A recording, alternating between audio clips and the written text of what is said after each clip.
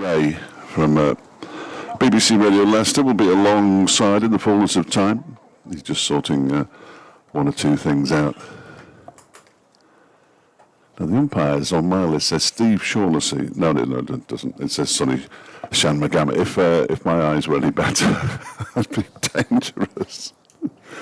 Sonny Shanmugam is at the City End, and Peter Hartley is at the racecourse end.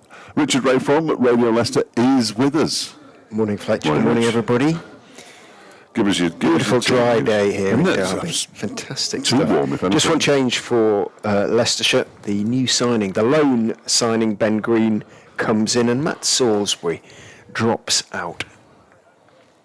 Yeah, just one change for Derbyshire as well. Pat Brown is in because Zack Chapel, who we will be hearing from at some point this morning, I think, he's going to join us for a wee while. In fact, it looks like he's coming around now, which is a bit earlier than I'd anticipated. Talking about a bit early, we are a bit early, aren't we? I've got yes, 57 on my watch. Yeah, we are early. Sam Connors.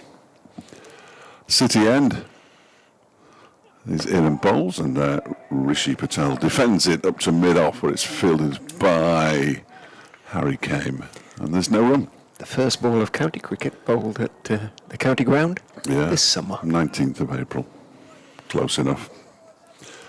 It looks as though Blair Tickner is going to bowl the first over from the racecourse end, because he is limbering up as we speak down to our left-hand side at long leg. There are 3 slips and a gully, a point, mid-off, mid-on, mid-wicket, and a long leg.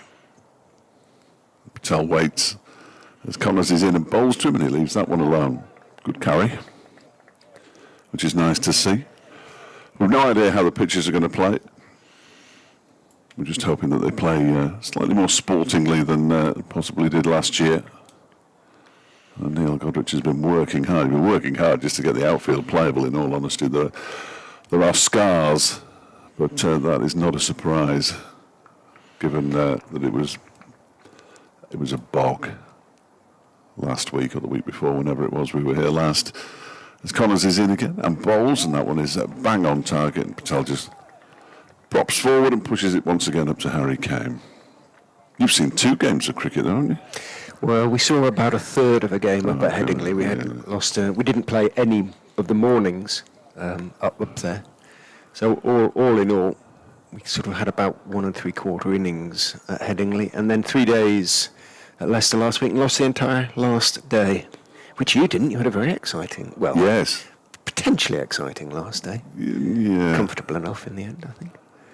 There's Connors in again and bowls, and Patel pushes it up to mid-off, where Harry Kame does the fielding, unsurprisingly. What did Mr. Godric need to do to the pitches to make them more? I don't know, because leaving grass on didn't work. No. So he clearly had to do something else, but quite what, I'm not sure. It's quite difficult, isn't it? It's a sort of longish term project. It sometimes involves digging pitches up, but then that's a couple of years in the relaying, isn't it? You can only do a few at a time, really, can't you? Exactly, yeah. Connors bowls. That one is driven down the ground for 4 runs. Beautiful shot from Patel, just to the onside of the stumps at the far end of the ground. Overpitched by Connors and driven nicely for the first runs of the match. Oh, Warren, we won't see many more aesthetically attractive shots than that today. It was beautiful. Gorgeous, wasn't it? He's a good-looking player. It's Marcus Harris at the non-striker's end, just leaning on his bat and admiring. Understandably. Here's Connors again.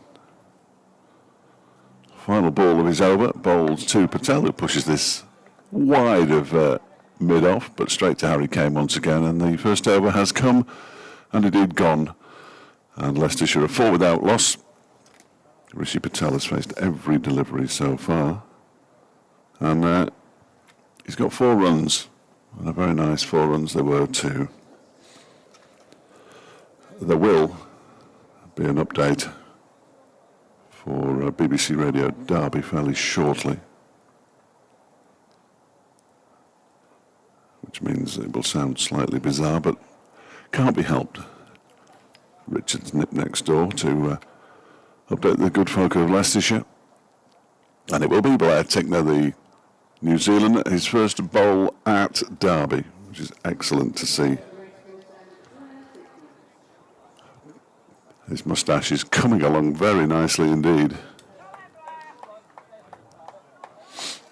At foxcoms24 or foxescoms24@gmail.com if you want to get in touch with us. FletchCricket@gmail.com and at Fletch Sport. They're the best ways of getting in touch with us if you fancy doing that. Here we go. Yeah, just started here, Wesley. 1 over gone. Leicestershire, who were put into bat by Derbyshire, who won the toss of 4 without loss. We're seeing Blair Tickner bowl for the first time at the county ground since arriving from New Zealand. Pat Brown replaces Zack Chapel. Leicestershire batting first, 4 without loss.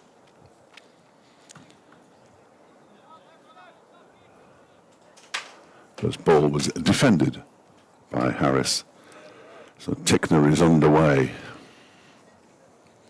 Not a particularly long run up, and then that little jog on the spot, and then you can see the sand coming up as he's from his boots, and he beats Harris with a beauty. He is on first viewing, which was last week, of course, down in Cardiff. He looks like a very, very fine acquisition. Richard's got himself in a terrible mess already. We had a video. You ought to have a look at it because I think you'd be good at it. Oh dear. A bloke who knits just with his arms. I think yeah, just knits. It's remarkable. Tickner, racecourse end bowls, and Harris leaves alone outside the off stump to go through to Brooke Guest. Who knits with his arms? Yes, instead of needles, he just knits with his arms. Oh, I see. Okay, yeah. right. Yeah, he's an arm knitter. He's trying to break a world record. The video is up on the BBC, not on the BBC Sport website, on the BBC website somewhere. I'm just hoping that everybody can find us, because at the moment the only it's been a slightly shambolic start with the stream on the BBC website, as this one is pushed square on the offside by Harris, who gets off the mark with a single. Anish Dal does the fielding. The sun is out. And Leicestershire are 5 without loss. I'm just getting... there we go, behind the bowler's arm. That's more like it. And the stream looks glorious out there. Doesn't it? As I say, too warm if they give you anything, but I might have to take my jacket off. I hope everybody enjoys the T-shirt. Splendid T-shirt. For those of a certain generation? Yeah. 2 more new ones tomorrow and Sunday as well. Push the boat out this week. Here's Tickner in and bowls to Patel down the leg side.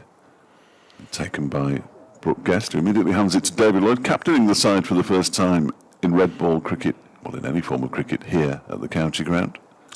It must have been strange last week. Messrs. Lloyd and Donald. Well, not strange. More so, I think, for David, because he came from there to here. I mean, Naren's been down to Hampshire, obviously. He's been around a bit.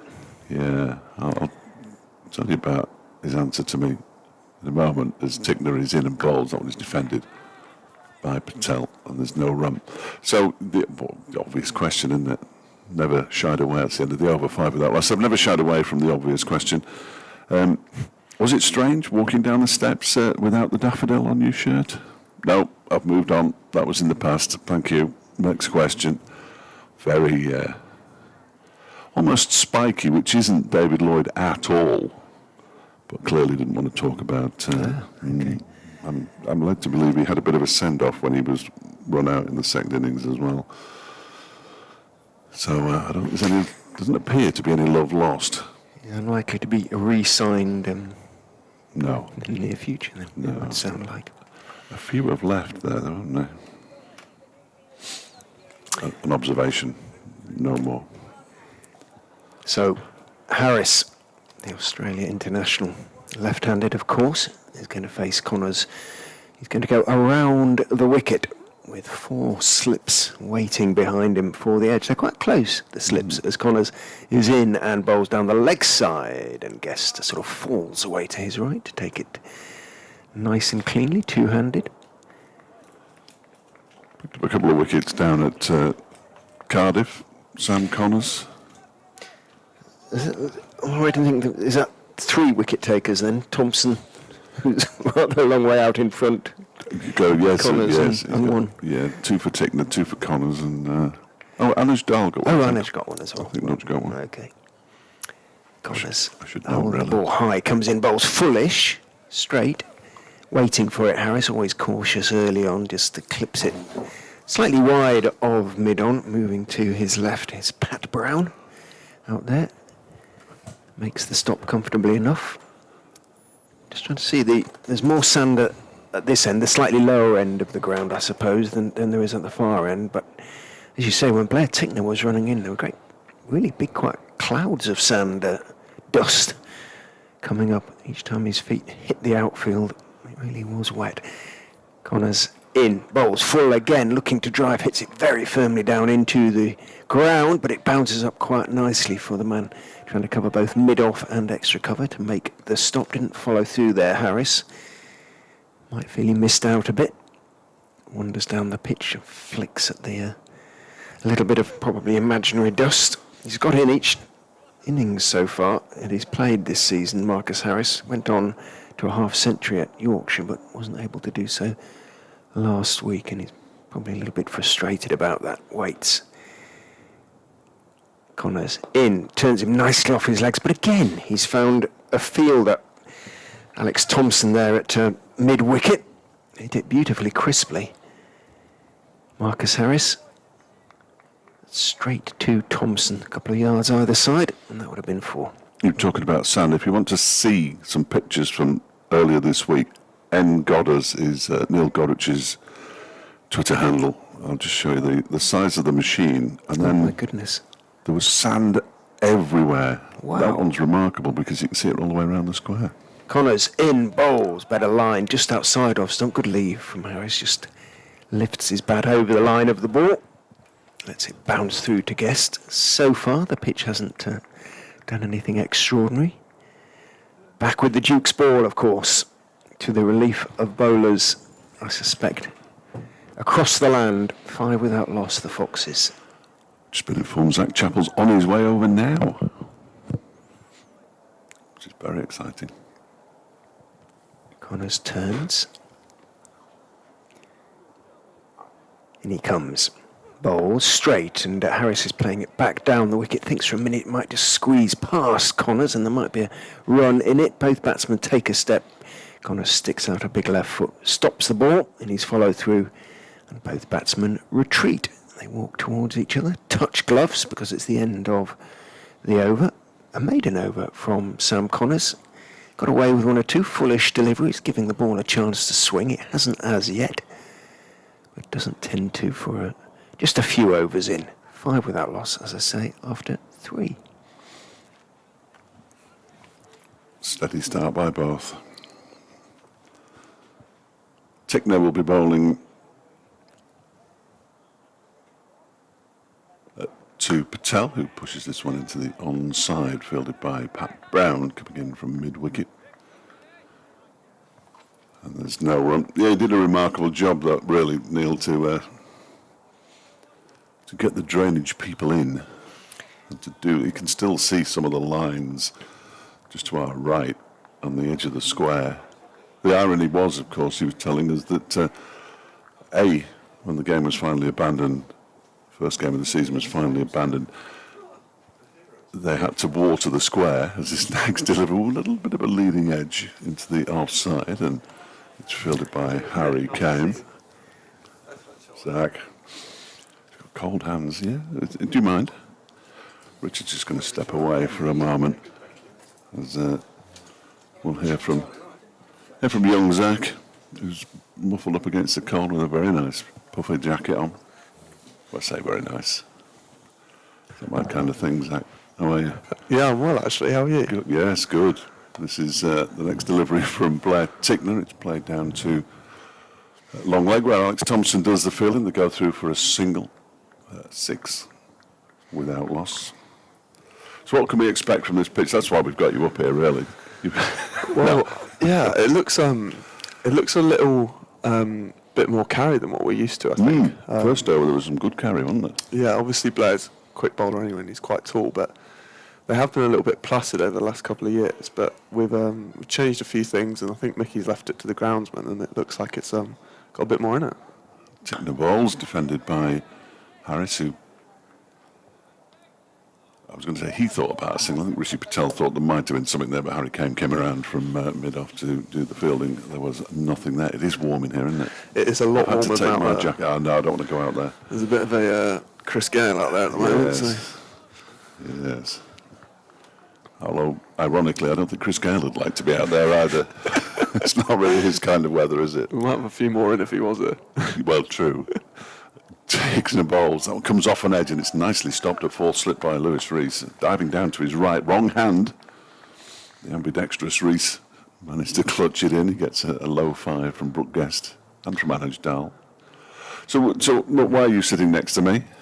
Apart from the fact that we invited you here, I mean, I don't mean you just wandered in. No, that's Just got a little bit of a niggle. It's a fair question. Yeah, there's a little bit of a pull in my groin. I don't think it's a tear or anything, which is good news. Yes.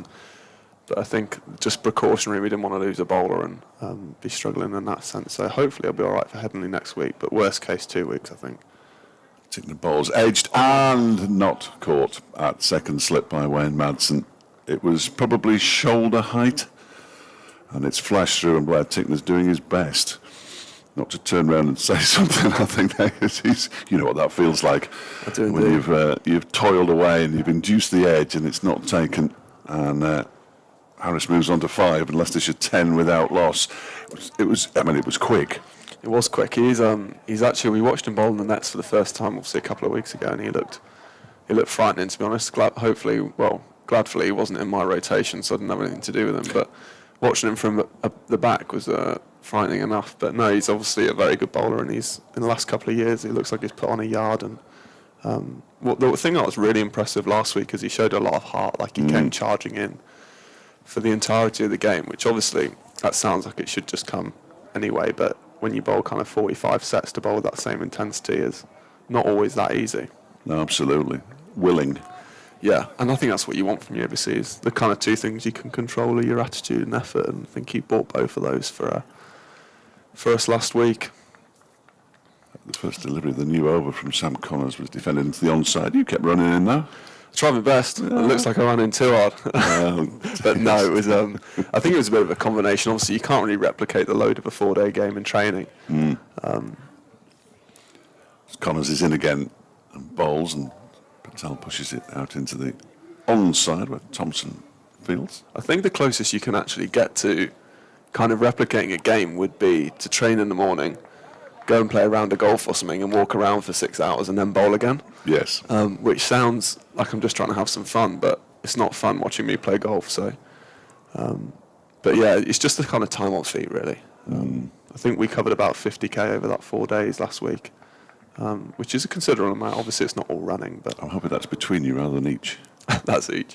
Each? Yeah, Is it? that was just my load for the week. Blimey. This one, really? Yeah. Played down backward and square on the offside.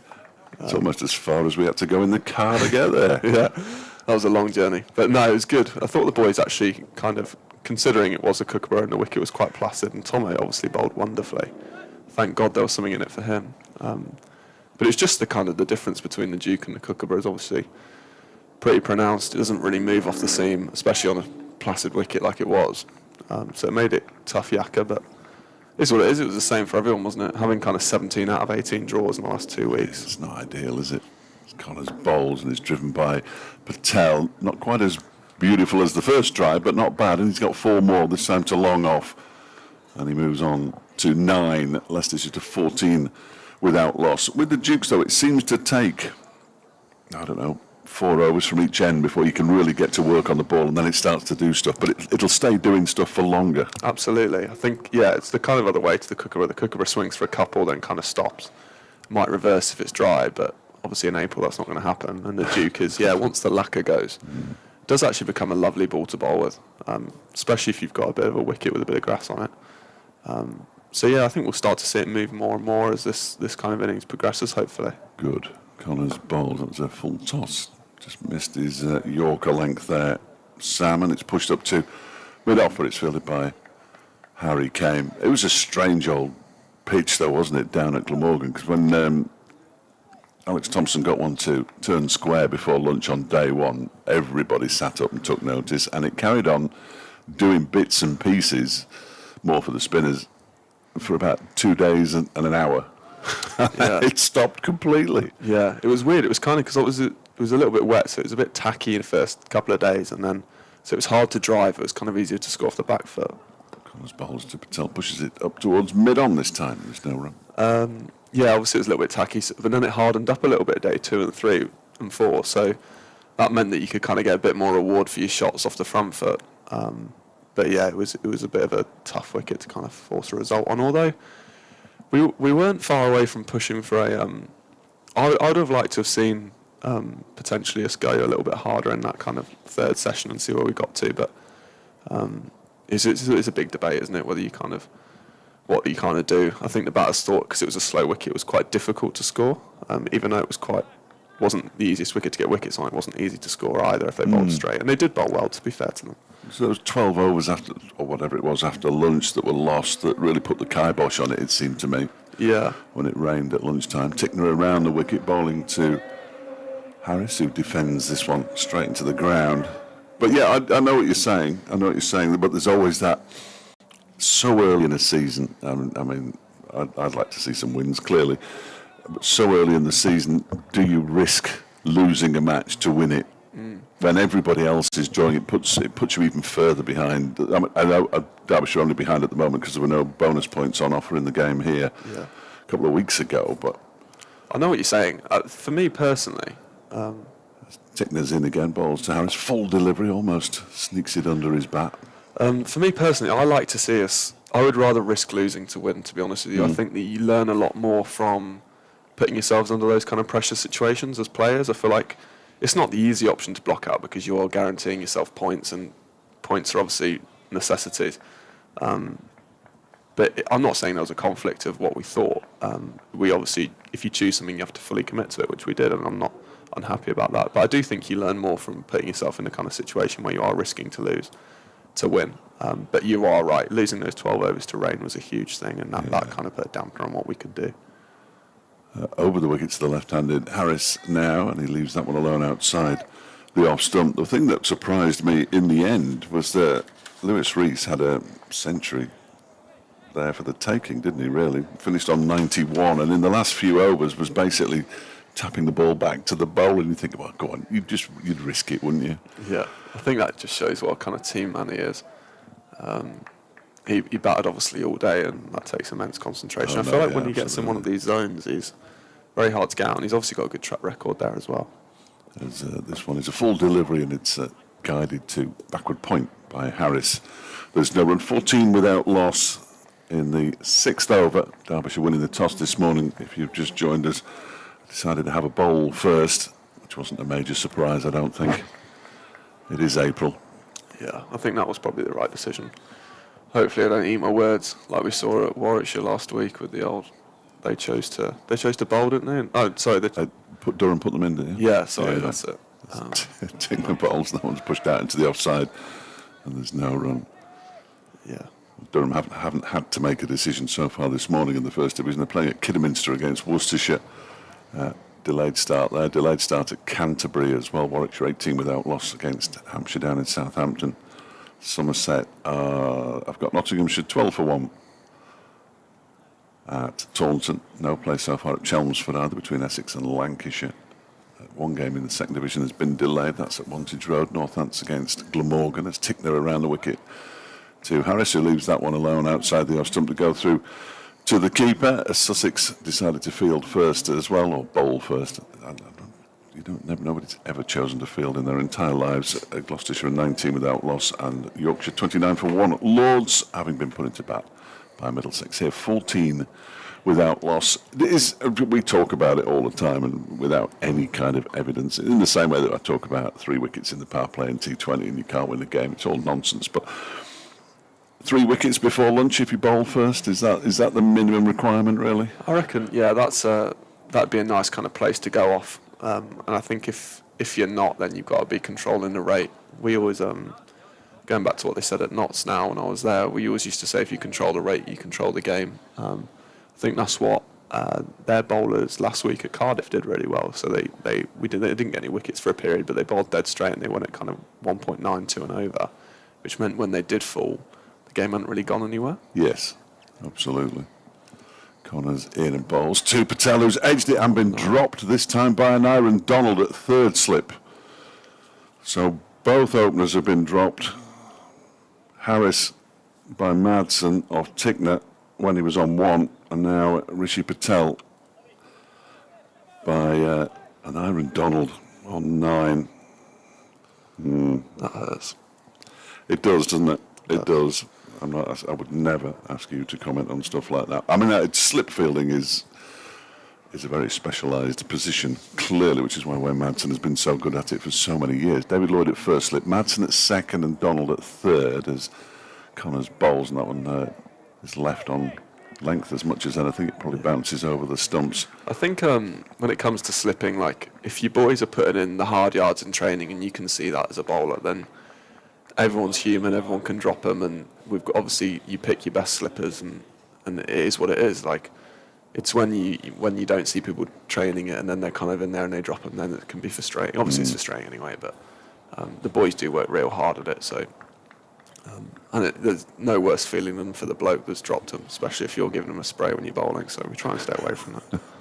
Connors is in. I can't imagine you doing that. And if you did do it, we'd all hear it because you've got a very booming voice. That one is pushed out into the offside by Rishi Patel. It's one of the great things at a cricket ground is to hear you shouting from one end of the ground to the other and being able to hear every single word you say. It's marvellous. I do go through periods of 4-day cricket which can be a little bit tedious. So it's nice when a few boys give a bit of energy.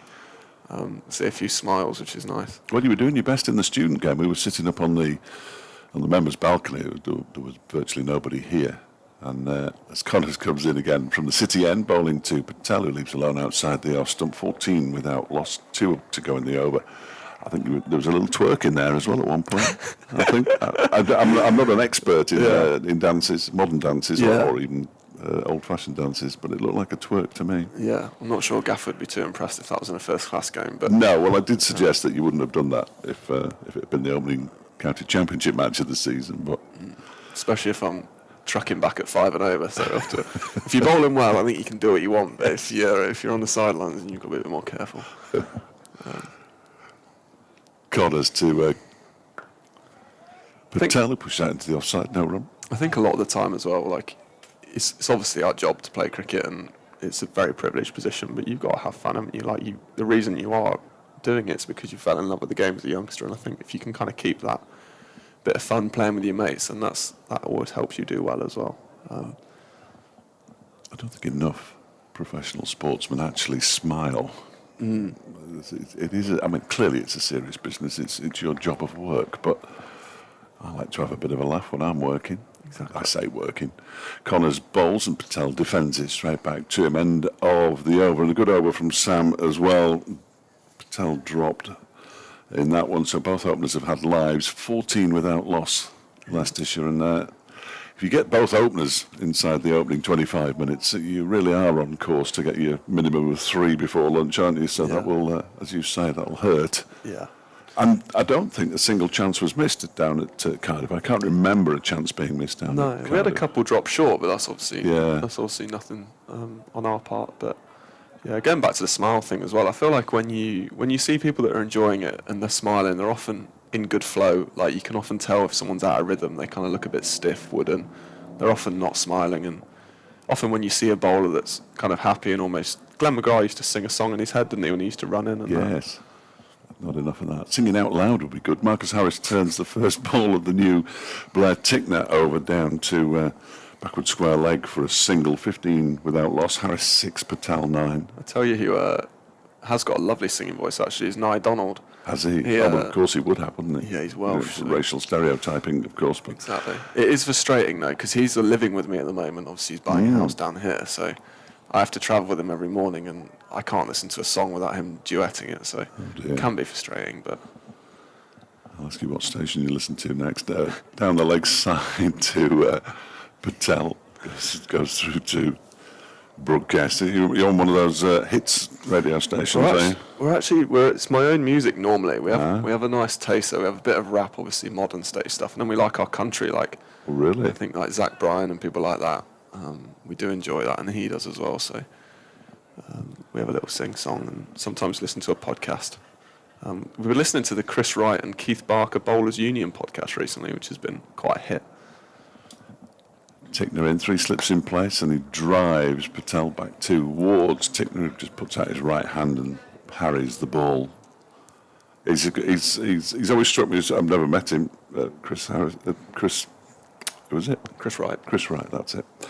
But he's always got plenty to say, hasn't he? Yeah, he seems a really nice man. I've never really met him a huge amount in person, but he loves coffee and he likes cricket, which is up my street, so... Big connoisseur of the service station as well. Yeah, he is. Tickner is in and bowls. Well, that one, I was trying to leave that one, and it's gone in between third slip and gully down to the wide third man boundary for 4. It's an involuntary shot. He was definitely trying to leave it, Patel. And Derbyshire's 2 opening bowlers, Connors and Tickner, not having much luck here. No, we haven't. I thought we bowled all right, bowled well. It is just about putting as many balls in the right area as possible, isn't it, on these wickets that do offer a little bit. And I feel like they have done that. We just need to take our chances. One thing that is quite interesting about this Leicester batting lineup is they do bat very, very deep. I think they've got, is it Scriv at 10? He's down on the card at 10, yeah. Which is, he's probably capable of scoring at first class. I don't know if he has, but he's probably capable of scoring first class 100. Tickner ball's left alone, one that might just have come back a little bit from Tickner, taken by Brookgast. Yes, I'm not sure which order they'll go in, Brown, Connors and Tickner. At the end there, they got it the wrong way round on the scorecard at Glamorgan. We were waiting for Blair Tickner to walk down the steps, and down came Sam, who didn't read the googly. No, I did mention that to him, actually. I'm not surprised. I've never seen anybody not read a googly quite as badly as that. I did ask him, and he said he just saw an opportunity to score through the offside. He's taken a bowling, and that's tucked into the leg side by Patel. They go through for a single. Connors picks up 14 to Patel, 6 to Harris, 20 without loss at the end of the over. But Sam's batting has actually come on quite a lot. He obviously did the season in New Zealand, and I think he played for a team where he got to bat a little bit higher, which was quite nice for him, and he is actually looking a lot better with the bat. Well, I think he's got 3 shots now, hasn't he, Sam? Yeah, he's got, I think. He plays the short ball well as well, which is good for a talent. Yes, yeah. His most famous innings was his 5 not out in a stand of 85, I think it was, with the deployed during the COVID season at Trent Bridge, when... which basically helped Derbyshire win the game, which is a good thing. Exactly. Is that the game where Finn Hudson-Prentice scored? It is, yes. Yeah, he played well. And Mikey Cohen was with him at the end. Connors begins a new over from the city end. The first ball is pushed up to mid-on by Rishi Patel, and there's no run. One thing I will say is the game looks a lot easier from up here. Yes, well, I've never made a mistake. No. Believe me. You haven't got any wickets yet, though, either. No. I've rarely scored any runs throughout my entire life. So, no, it is a lot easier from here. And it's actually, it doesn't look as quick, I don't think, from behind. It looks a lot quicker from side on as well. Definitely. I was just thinking how kind of slow it looked, even though I know these lads bowl pretty quickly. He's just bowled a full toss again, missing his Yorker. Then Andy fell over as well, which is always amusing. 21 without loss now, and another single to Patel. He's on 15. Yeah, it always amazes me when we used to commentate from side on. When I first started in 2016, we commentated from it was the old scoreboard. It's been knocked down over the course of the winter, and we were commentating from mid-wicket. We were brilliant on run-outs, but absolutely hopeless at everything else. Well, yeah. I'd say brilliant. We were adequate at run-outs and hopeless at everything else. Because they changed the square around, didn't they? Was it because of the sun setting? It was, yeah, many years ago. Yeah, absolutely. As this one's off the hips of Harris for another single. 22 without loss, I think. Possibly. Yes, yes. Well, they used to have some very tall. There was a lot of the poplars there at the far end, at the left-hand side of the trees to our right. All these poplars were there. So when the sun went down, it went behind the poplars. And somebody thought it'd be a good idea to cut the trees down. And when the trees were cut down, they had to stop some T20s in the evenings because the sun was right in the bowlers. In the batsman's eyes, rather. So, yeah, a bit awkward. So they turned. It was originally this way. Then they, from what I can gather, you're not missing any play at the moment because Rishi Patel needs a new bat. It used to be this way around, but the only seats in the entire ground were on the old racecourse grandstand. So the members said, well, we want to see it from end on. So they turned the square around, not realising that then the sun would be a problem. Then they knocked the big stand down and they turned it back around again. And they tried all sorts. They had a big metal sheet on a crane that was it was almost like Canute trying to send the sea back. They were trying to block out the sun with this big metal sheet. That didn't work particularly well, I don't think. I feel like we're settled now with the old. I think it's a nice little ground now. But there was nothing here really at the time. It was just like a field. And over the next few years, I think there's talks of a couple more stands, which is exciting. Connors bowls to Patel, who defends it out into the onside. It was Harris who took the single in the previous delivery. He's moved on to 6, 22 without loss. But they need to fill it in the way to our right, don't they? Yeah. Beyond the East Midlands demolition stand. Yeah, definitely. So there is scope for development here. And we have space as well, don't we? We have a lot of space, which a lot of grounds don't have in cities. So there is real potential if we can get Ryan with his hand in his pocket a bit. Well, that's clearly not for me to. It's Connor's balls. No, he is good, to be fair. He's actually, because he's quite a young chief as well. I will like that. Yeah, I do like that. He's very down with the kids. He's a good man. He's always in the gym as well in Nuffield. Yeah, he's always comparing his 2K times to the lads. He's always comparing his strength test to the boys. He really, really loves it. He's always got a sweat on in the morning about 7 a.m. in that Nuffield just opposite the ground. He was a sportsman in his day. He played both codes of rugby. Yeah. Yeah. He looks like he could be my dad, actually. He's got no hair like me, and he's always sweating around in the gym. So Connors is in and Patel pushes it out into the offside. That makes me your granddad then. Is that how that's going to work, isn't it? maybe. Yeah, I'd have thought so. End of the over, 22. Without loss. I don't know how long you're able to hang around. I know you're not doing anything, but I don't want to keep you longer than... That's okay. I also want to make Richard do some work as well at some point. But yeah. it's always good to hear from the changing room. Yeah, I'll do another 10 minutes. We've got. I need to see the physio at some point. I've got some groin rehab to do. But other than that... So I normally often have a 11:30, but I've had nothing from them. I've no idea who they're talking to at the moment. Had a Derbyshire accent, which is not surprising. Blair Tickner from the racecourse end, bowling to Harris, who pushes this up to mid-off. Harry Kane does the fielding and there's no run. Yeah, as you said, I think 3 wickets before lunch would be ideal. Obviously, we've created 2 opportunities now. Just need to grab them and then we can look to make inroads after lunch, second new ball. I think I always remember Pete Moores saying at Notts the average wickets for a day's play is 7. So if you can get above that, then you tend to be doing better than average. Right. Which I always thought was an interesting stat and a nice kind of place to judge yourself off. Obviously, it's wicket dependent and things like that. Tickner around the wicket, beats Harris outside the off stump, not for the first time.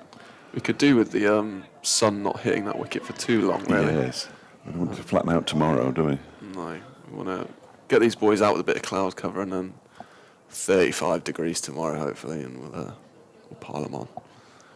I've now had the message to say, are you okay with a chat with Ian? Now, you won't be able to hear Ian, so... and I apologise to everybody listening on the radio because you won't be able to, on the internet because you won't be able to hear him either. It's all a bit weird.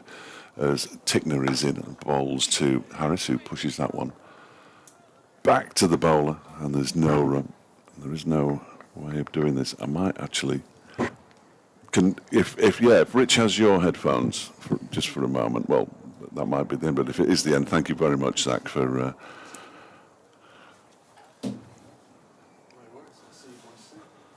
Thank you, Zack. Always great to hear from inside the change room. Zack Chapel just going off to have his groin rehabilitated or something. I didn't quite understand it. I called you in not because you just been Summoned. I was Well, summoned. you were, and I didn't like doing it, I have to admit, but I've got to go and speak to Radio Derby, so I'm going to leave you by yourself now, which is even makes it doubly worse that I summoned you back. 22 without loss.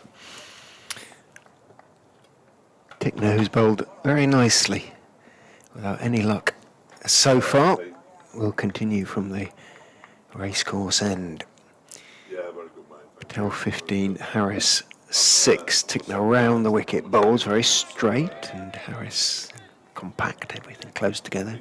Just pushes forward, pushes the delivery out into the covers area, where Harry Kame is the fielder. No, we start sometime. 2 drops. The first difficult, Madsen at second slip, the ball was really travelling and it was quite high. He got 2 hands to it though, to his right, just above his right shoulder, or about shoulder height, off Patel, and then off Harris, I beg your pardon. Tickner turns, bowls, Harris forward, slightly off the thickish outside edge. He was drawn into a slightly uncertain push, out into the point area it goes on this occasion. No run, end of the over, but the drop off Patel on 9 by an Iron Donald at third slip off Sam Connors was the sort of catch you have got to take, really. 2 hands, fairly comfortable height. He was just pushing forward, the kish outside edge to third slip. Down it went. 22 without loss then, off 10. It's been good accurate stuff from the Derbyshire opening pair.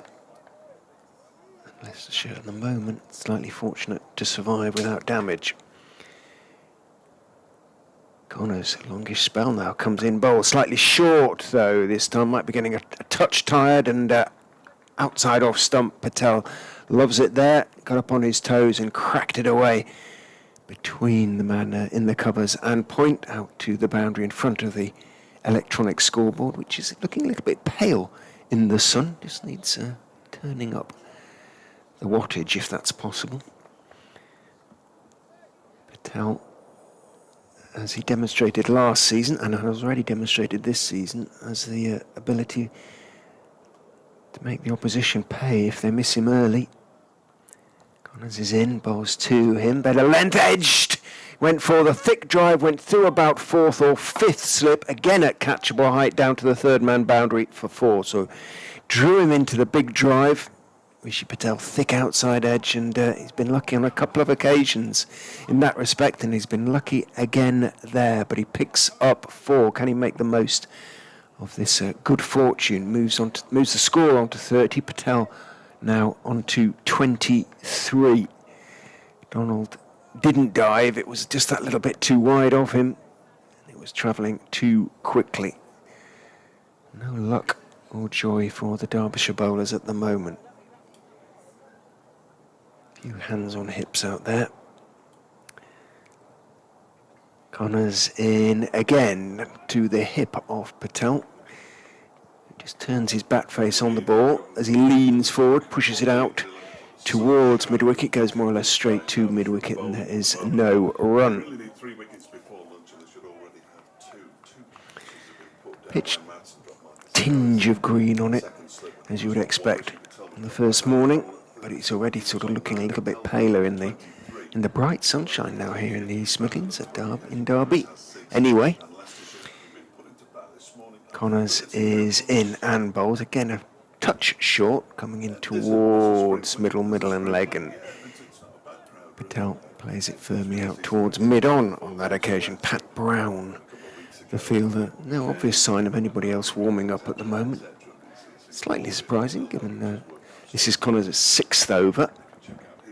He sent mid-wicket back to the boundary now, so nobody at all other than Brown at sort of wide-ish mid-on, single saving position. Again a touch short from Connors. Straight though, and up on his toes. Patel just plays it firmly back down the pitch on the on side. Harris just lets it go through his legs slowly.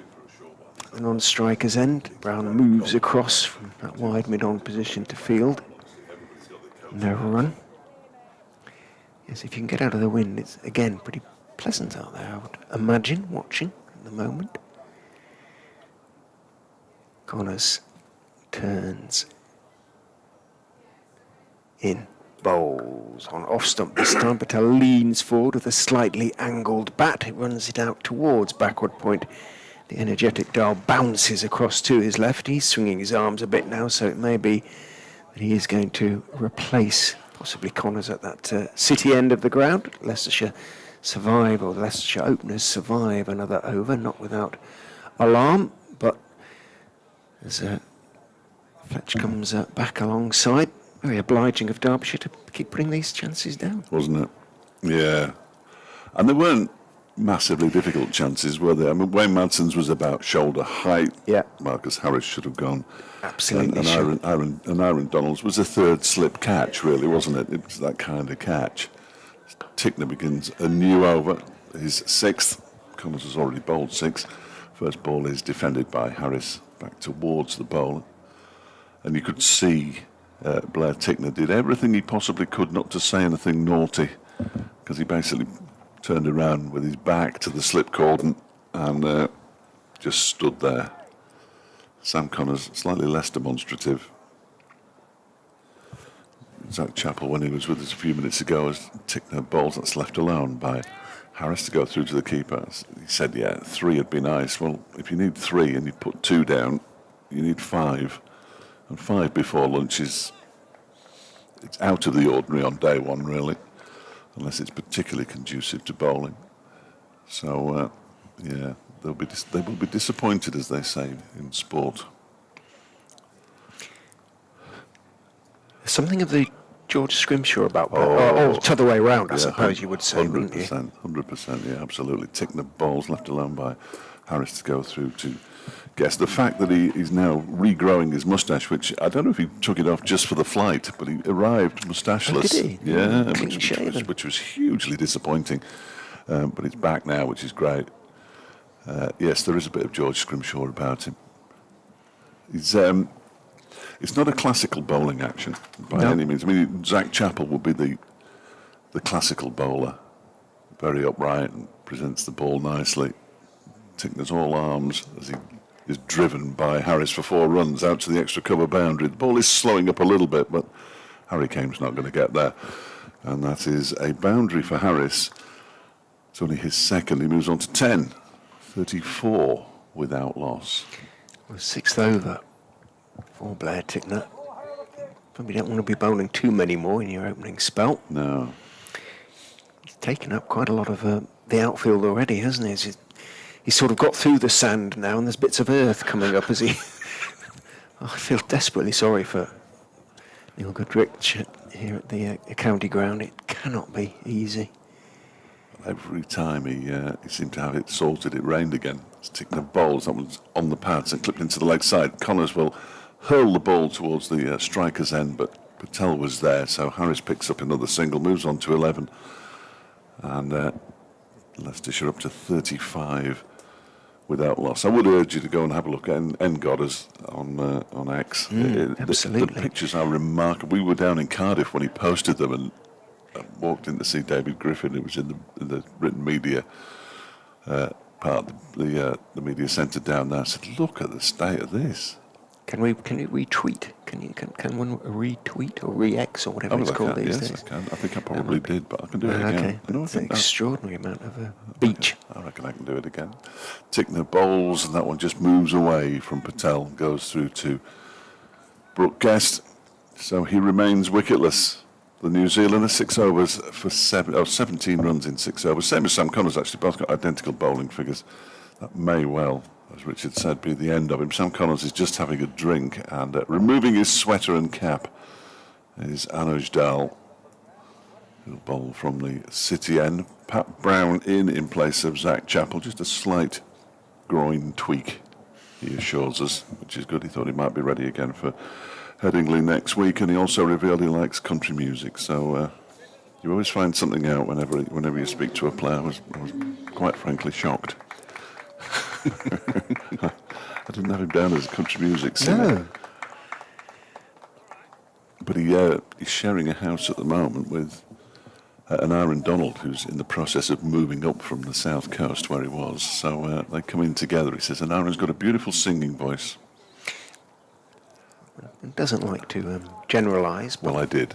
Well, it does, yes. Okay. Well, he will have. What else would you expect? Yes, indeed. Everybody in Wales must have good singing voices. So Anuj Dal, he too is going to go around the wicket to the left-handed Harris. In, bowls down the leg side, spears it down the leg side. Harris gestures at it, no more. And David Lloyd runs across from first slip to have a chat to mid-wicket. Puts his hand on his shoulder. Gestures towards the temporary permanent stand up there at the city end. So I don't know what that was all about. Dahl bustles in, bowls, that's a better line, just outside off stump, finds the inside edge of Harris's bat as he was looking to get forward to drive, had to just adjust the shot. Just came back into him, a touch. Rather skewed it out into the leg side. Probably about 50, 60, something like, no, maybe 40 or 50. And there's Dahl again, leg side, and again Harris misses out, really. Played it firmly enough, but only as far as the aforementioned mid-wicket, who's Pat Brown. 50, maybe, denizens of that temporary stand. Does it actually have a name these days? The Seat Unique stand? Or I'm just looking at all the one sponsors on it. The far end, yes. I imagine it does, yeah, but I've never really sought the name of the sponsor. Or named after a player, perhaps. But no, we don't. That hasn't happened here. Darlin bowls outside off stump. Harris lifts his bat over the line of a dead straight delivery. He couldn't really name a temporary stand after a player, could he? Unless somebody had been and gone quite quickly. A bit harsh. Yeah. The Mohammed Amir stand, because he signed but never came. There you go. Well, there have been plenty of those. I was going to say, both counties can boast one or two of those, including this season, Leicestershire.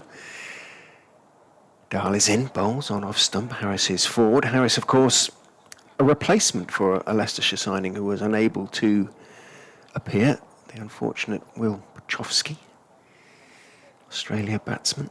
Yes, it would have been exciting to have seen him, wouldn't it? It really would. It would have been nerve-wracking in the extreme. Well, yes, that too, because he has had his issues, hasn't he? Oh, he's had a lot 11 of... concussions. Is it 11? Yeah, 11. I knew it was a lot. I didn't realise it was that many.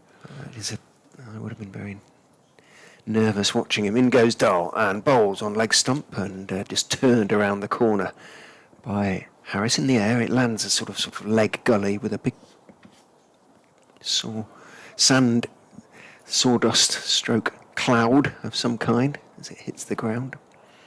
But as if Fletch has retweeted those pictures, then you will see why. The amount of sand that the groundsman had to put on the outfield to render it playable. What it needs is sunshine. It's getting it at the moment. End of the over, 36 without loss after 13. Yes, and Blair Tickner's going to have another one from the racecourse end. As Zack Chapel said, though, it is nice that the sun's out and it's on the pitch, but he doesn't want it out all day because it might just make it slightly easier to bat on as it goes along. Tickner is in and bowls. That one is edged and not taken. It is dropped again by an Aaron Donald at third slip. And Blair Tickner should have 3, has none, and it's gone away down to third man for 4. And well, Harris has had a second life. He moves on to 16. It says 14. There we are, 16. I thought it was 16. It was more difficult than the last that he put down. He was diving away to his left, but he did get his hand to it. Yeah. So poor old Blair Tickner. Must be wondering what he's done. Got a wicket in his first over down at Cardiff. He's in the bowls to Harris, who just dabs this one down into the offside. And there's no run. Not advisable to drop the likes of Harris, who is one of those sort of nuggety Australians who will put a bad moment quickly behind him and get on with it. Yeah. If you want 3 wickets before lunch and you put 3 catches down inside the opening 52 minutes, not good. Harris waits, Tickner bowls to him and defends it back to the bowler. And there is no run on this occasion. I'm never sure. I mean, 3 seems to be the number, doesn't it? But if you can get 3 wickets before lunch when you've put the opposition into bat, it's about par. If you can get more, it's an absolute bonus. If you get fewer than 3, then you might just be struggling a bit.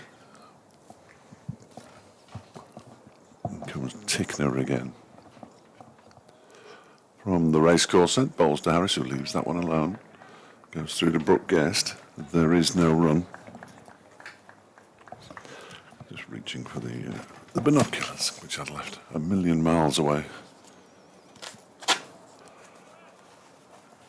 See if I can spot anyone in the crowd. Which would be fairly straightforward, in fairness, but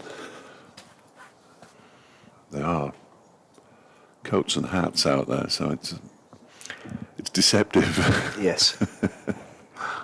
Here is Tickner again, and Harris drives beautifully out towards extra cover. That crow's going to go. Yep, there he goes. And the ball just dribbles into the rope now. Harry Kane giving chase, but the outfield is reasonably quick, considering it was pretty much underwater 10 days ago. Harris moves on to 20 now, 44 without loss, and it's turning into a good start for Leicestershire. Somehow. Well, we know how.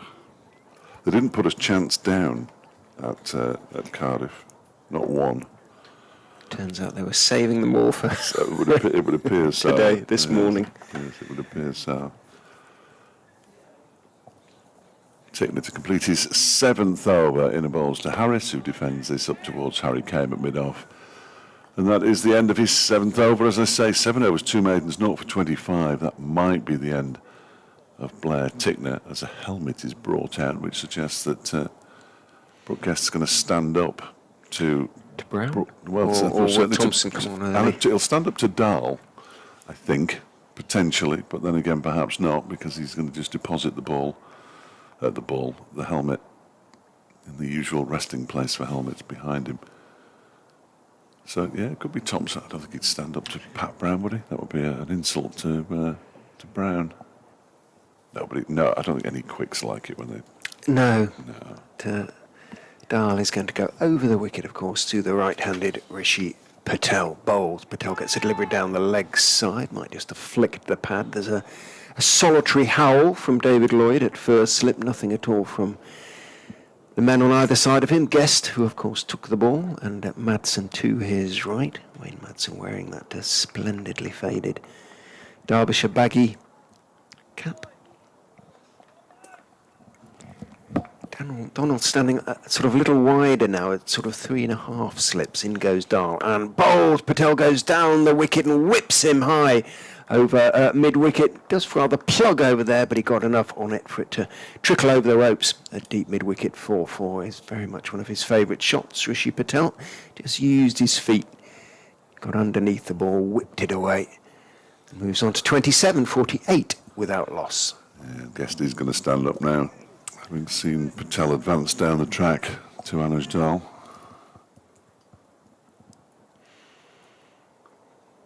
I wouldn't like to do that, really. No. And it almost renders first slip redundant, doesn't it? It's going to be a good catch unless he sort of plunges forward and thin edge, something like that. Dahl scurries in, bowls on the leg stump, and just leaning forward. Patel turns it towards square leg. Should be a couple, because there isn't a square leg, just the man at mid-wicket who runs across. By the time he gets there, Alex Thompson, Patel and Harris have crossed for a comfortable 2 to bring up the Leicestershire 50. Achieved not without alarm. 3 very large alarms, and a couple other edges too. 50 without loss, though. Patel on to 29, Harris on 20.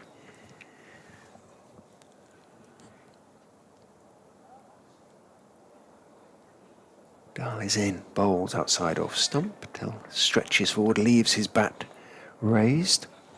Umpire Shanmugam just stretches his right arm away to the right. Suri Shanmugam. I think maybe a first that Leicestershire have encountered him. Came onto the list last year, I think, didn't once he? last season. Might have been against Sussex. I can't remember, obviously. Darley's in, bowls. He's dragged his pace back a little bit, just concentrating on accuracy and on off stump. But leant forward with an angle bat, steered it out towards point. Pat Brown fields and bowls the ball, not with any sort of real warming up intent. Costa came, who's clapping his hands. It's funny because Alex Thompson, when he's coming onto bowl, you can tell about 4 overs out because he warms up forever. Darley's in, bowl a little bit short, or shorter anyway, but doesn't get up, and Patel leaning forward still manages to block it out into the offside. End of the 15th over of the Leicestershire innings. 50 without loss. Patel 29, Harris 20, and it's almost updates time. It is, and it is going to be Pat Brown for the first time today, first time this season. Didn't travel with the squad down to Cardiff last week.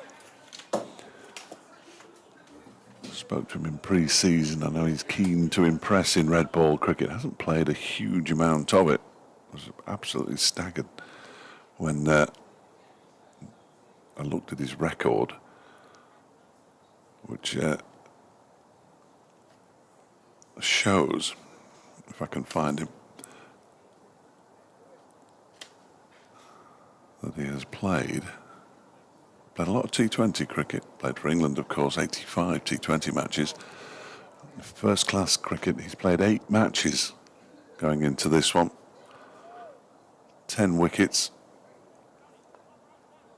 So he's going to get his opportunity right here, right now.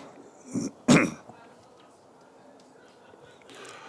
he's going to be bowling to Harris, who leaves the first ball. It was a decent start for Pat Brown, who's got a bit of something about him, no question about it. And it's one of those characters that Mickey Arthur was looking for when he was making his signings over the course of last winter. He, of course, announced Pat Brown prior to the end of last season, and he played 2 matches for Derbyshire down at Bristol. I remember him bowling. Nobody wants to bowl there. Harris waits. He's on 20. 50 without loss, Leicestershire, and that one is wide of the off stump, and Harris leaves alone. Good pace, it appears, from Pat Brown. The sun just disappears a moment as a cloud comes over the county ground. Not a threatening cloud. There's plenty of white fluffy ones up there. It's great to get started on time. First hour gone then. 50 without loss, Leicestershire, as Brown is on his way in again once more. And this one's down the leg side, and Harris looks at it rather disdainfully as it goes through to wicketkeeper Brooke Guest once again. Ian Sky asked me a little earlier, many there. Well, I think this is a decent sized crowd for a Friday in the county championship. Sprinkling in the permanent temporary stand, a few in the East Midlands demolition, some sitting in front of the bar.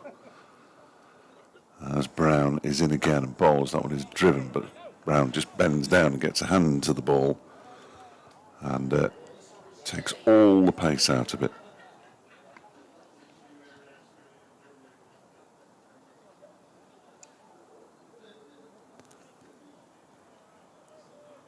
Three slips or 2 slips in a gully, because as Richard said, for Anuj Donald, and Aaron Donald is probably 4th slip there at best.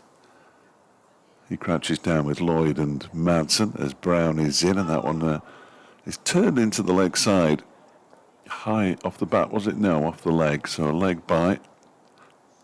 Just 2 extras this morning, 51 without loss. In the 16th over, so Derbyshire are in danger of bowling their overs at a decent lick as well here. Brown, just wringing out his right hand. There'll be an update for Radio Derby very shortly indeed. Again, apologies if it makes no sense. As Brown goes in and bowls to Patel, who whips him beautifully out to the point boundary for 4. Nice shot. Got up high. Patel moves into the 30s. He's on 33. And Leicestershire have 55 without loss now. After 16 overs. A really good start from the visitors. Marcus Harris dropped twice off Blair Tickner. Here we go. Yeah, Leicestershire are 55 without loss after an hour's play here, Sally. They were put into bat this morning when Derbyshire won the toss. They have dropped 3 catches already, though. Marcus Harris has been dropped twice. Rishi Patel once. Harris has 20. Patel is on 33. And Derbyshire need to take their chances. Leicestershire 55 without loss. First ball of a new over from Anuj Dahl is left alone outside the off stump by Marcus Harris to go through to the keeper. I think it might be Jack Morley who's just going up the steps away to our left-hand side. He's got the bobble hat on, the big coat, and looks perished. It might even have been Zack Chapel. Actually, no, it's not tall enough for Zack. He'd be currently having some treatment. As this ball from Dahl is on the legs of Harris, turns it into the leg side. Brown does the fielding, no run. But they really are going to have to, well, I'd say really are going to have to take the chances. They didn't miss a chance down at Glamorgan. Here, 3 down, catches that is, in the first hour, which is hugely disappointing. As Dahl is in and bowls, that's turned into the leg side again by Harris, no run. It's good to have some cricket here at the county ground after what we went through in the first home game of the season. B, now that we've got some cricket, having put the opposition into bat, make sure you catch everything that comes your way. It's still Lloyd, Madsen and Donald in the slip cordon as Dahl bowls and Harris defends it back to him. 2 to go in the over. Says umpire Shanmugam to Peter Hartley, who's at square leg. And he's absolutely correct, which is good news. 2 balls left of the Dahl over. 55 without loss, Leicestershire. Dahl is in and bowls. That one is defended up towards mid-on. Lewis Rees finds himself now, having been removed from 4th slip. He was in the cordon at the start of the day's play. Down to 2 and a gully now. I have to stop playing a moment because one of the yoga training mats has blown onto the field of play away to our left. We had a huge sheet blow on down at Glamorgan when the wind caught it. That just halted play momentarily. It's been removed and Dahl bowls the final ball of the 17th over. It's turned down towards long leg. Thompson comes around to field and the batsmen get through comfortably for a couple. Harris moves to 22. Patel has 33. And Leicestershire are 57 without loss. Morning, Springsteen. Good morning. No, apologies if you've read this out already. No, not at all. It went to both of us. Good morning, Richard and Dave. Listening from the bullet train between Milan and Bologna.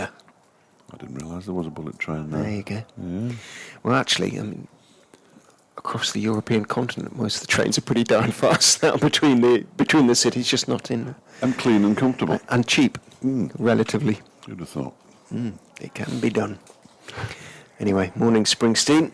57 without loss. One of the reasons Leicestershire and Sussex lost the entirety of the final day last week, come back to that in a moment, as Pat Brown continues from the racecourse end, bowls to Rishi Patel on his legs, always a dangerous place to bowl to Patel. You can follow the ball very easily as he clips it away down to deep, sort of wide, long leg, and is fielded down there by Thompson, because each time the ball bounced, a big puff of sand came up down there.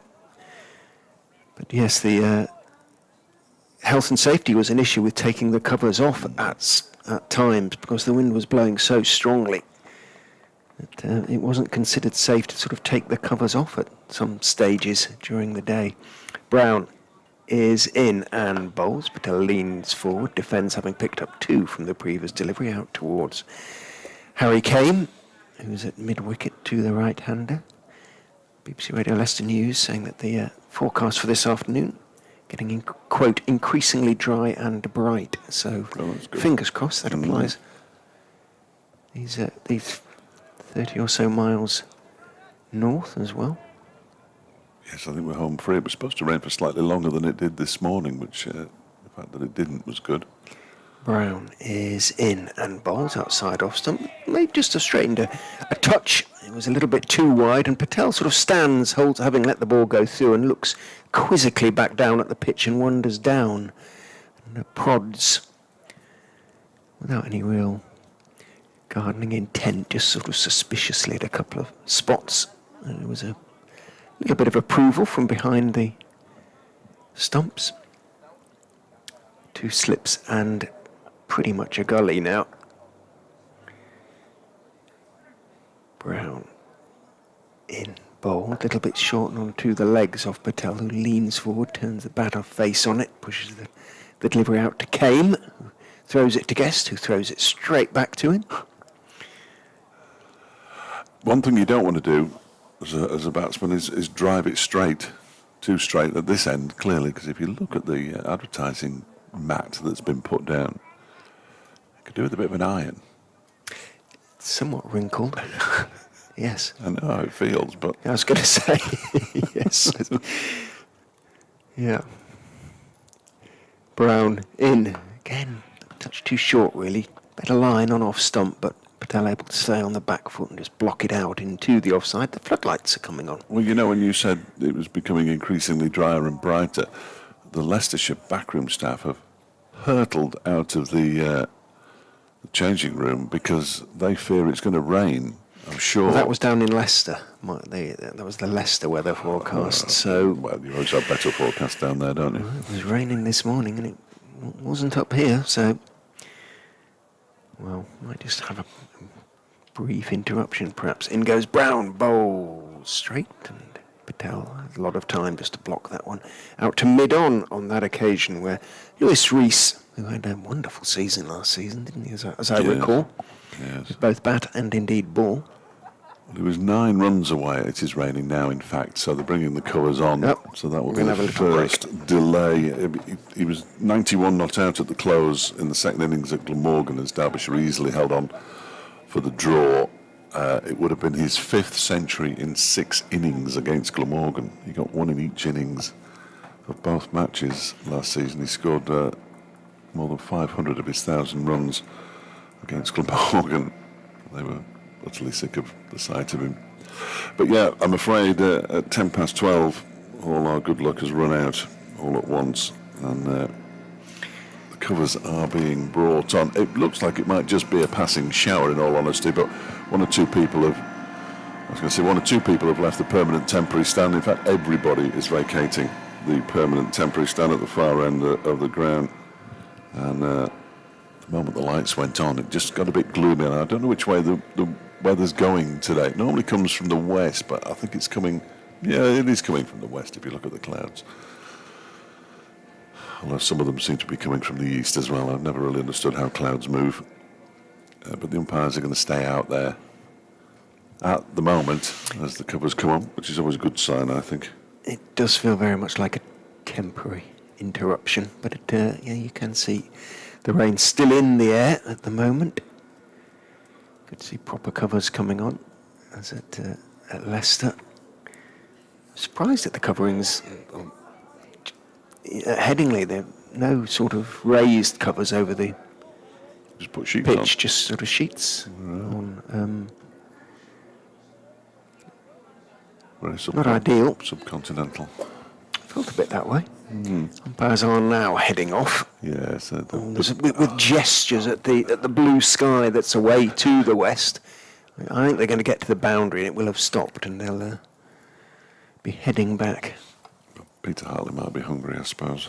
The time is a bit early for an early lunch, isn't it? Just about 20 minutes too early for that, yeah. But there is a band of rain that is just going to come past us, and it's about the only rain that is around. I need to report that it is going to go across Leicester as well. Wide-ish band, isn't it? Yeah, that's a sort of 3-hour radar. Goes through to about 2:45, so hopefully, well, I'm sure we will be back at some point. Now that the ground has got its new drainage, dry up in no time. Absolutely no time. What that big pile of sand in the car park is going to do, I've no idea. But the lights are on, the players are off, the covers are on. I think we're off as well. We will be back as soon as there's some play here at the County Ground. Leicestershire 59 without loss, Patel 35, Harris 22. And the story from a Derbyshire perspective is 3 dropped catches. We'll see you shortly.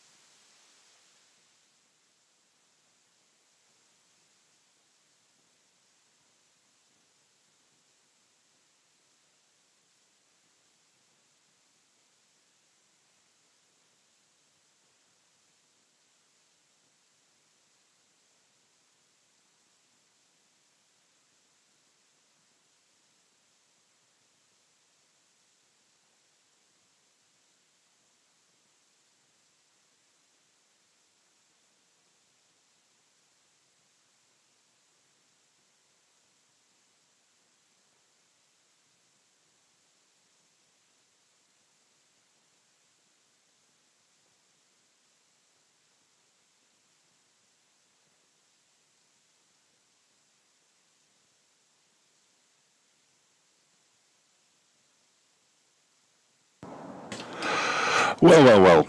Here we go again. Apologies for the extension to the lunch break. As pleasant as it was, I'd rather be watching cricket, but we had a couple of showers over the course of the last hour or so. Not particularly heavy showers, but showers nonetheless, and we've lost some overs, 12 in total, so we're going to have 66 more overs today. Tea will be at 4:05.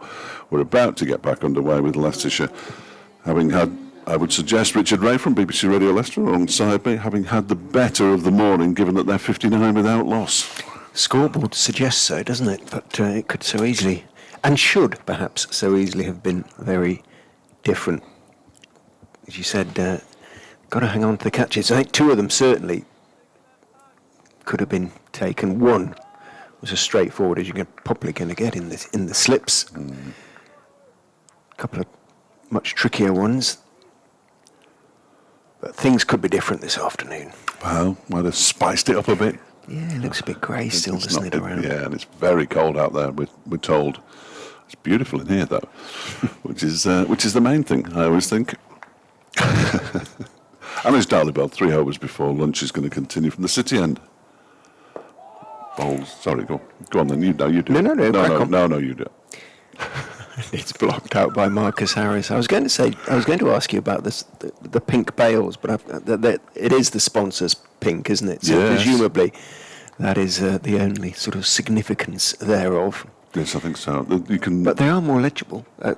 Sorry, not legible. Yeah, no, I can. Oh, they're legible. Maybe the name is on there. I can read it from here with my specs. Round the wicket comes Dahl and bowls outside off stump. A good leave from Harris. But I think the sponsor's name, I'm just going to look in the... You can just sort of see a little black symbol on them. The sponsor's name certainly goes up the stumps, each stump. I was going to say, the ball has just rolled from 4th slip 2, sort of wide mid-off, which I can't imagine would please Anuj Dahl, because that's going to take a bit of drying. With that rain that fell, just seeing the tractors go off, that have been pulling a rope around, their tyres were very wet. So that was not good. In goes Dahl, bowls nicely on off stump. Good line, good length, ball does nothing whatsoever, and Harris goes solidly forward, plays it out into the offside. Blair Tickner with that newly grown tash down at wide long leg, just turns his arm over once or twice. They've had a good break, the two opening bowlers, so no reason why they couldn't come back perhaps earlier in terms of overs than might originally have been planned. Dahl is in, bowls, Fuller, getting forward is Harris, big thick inside edge, squirts the ball. Oh, I thought that was a no ball signal for a minute, but it wasn't. It's just he's very demonstrative and he does that, isn't he? He's almost caught me out twice. Yeah, he holds his arm, umpire. He says, I'm going to have a look up the name. Shanmugam, out to his left. But it was out to his left because, obviously, with it being the left-hander. And by Hartley at square leg is to his left. In he comes. Bowls. Fuller, driven for 4. I say for 4, but yeah, he got plenty of that. Just waiting to see if it slowed down. But actually, it went over the ropes at a fair old rate. It was out there. It was full.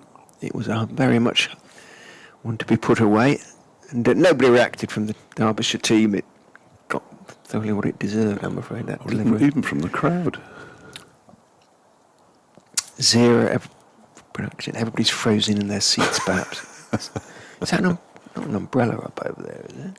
I can't see. Somebody, the crowd opposite holding something. Yes, 2 of them under an umbrella. Yeah, that's what I'm just thinking. Now, the ball went into the covers in front of the pavilion, and it's going to take a bit of drying out again. That is not going to, dukes or not, that is going to get soft far too quickly. And they'll be hoping, I suspect, Derbyshire, that might just get changed. But umpire Shanmugam has handed the fielder a beer towel or the equivalent thereof to dry it off. But it was weird that, because Lewis Rees showed him the ball and had the beer mat and gave him both and said, no, you deal with it. So he didn't want to be seen as doing anything to the ball players. Do you think that's just caution? Yeah. Absolutely. Why not? Just felt like a bit of paranoia to me. We're going to be here a long time if we're going to get this between each ball. They're still drying it. Only another 60, 65 overs after this one. Harris up and running post the long lunch. Is on to 26. Dahl is in bowls straight. Harris covers up Dahl. Semi stops the ball in his follow through. And that is the end of a slightly unremarkable over from Anuj Dahl. Now, will we go to Tickner or will it continue to be Brown? I think Tickner's got the nod. Yeah. Which makes sense. Pro, come on. This is what you get your money for. Well, he had Harris dropped twice earlier. Once on 1, once on 12. He's moved on to 26 now. Once by Wayne Madsen, once by Aaron Donald, who also managed to drop Rishi Patel, unfortunately, when he was on 9. Oh, the bad news is that Matt in the TV rooms found the videos of the players when they either come into bat or start bowling. It appears on our screen. So sometimes when you look to the screen for the score, it's not there. Bit of encouragement for Derbyshire listeners. Harris is third time he's gone past 20 in his last 3 innings, but he's gone into the 20s, but hasn't gone into the 30s, so who knows. Rishi Patel on strike. Tickner bowls a shortish delivery and it balloons through to the keeper, and he turns around and runs back to his mark with a big smile on his face. Blair Tickner. He did bang it in rather, didn't he? Yeah, he's got a big smile on his face. Just testing out his half of the pitch there.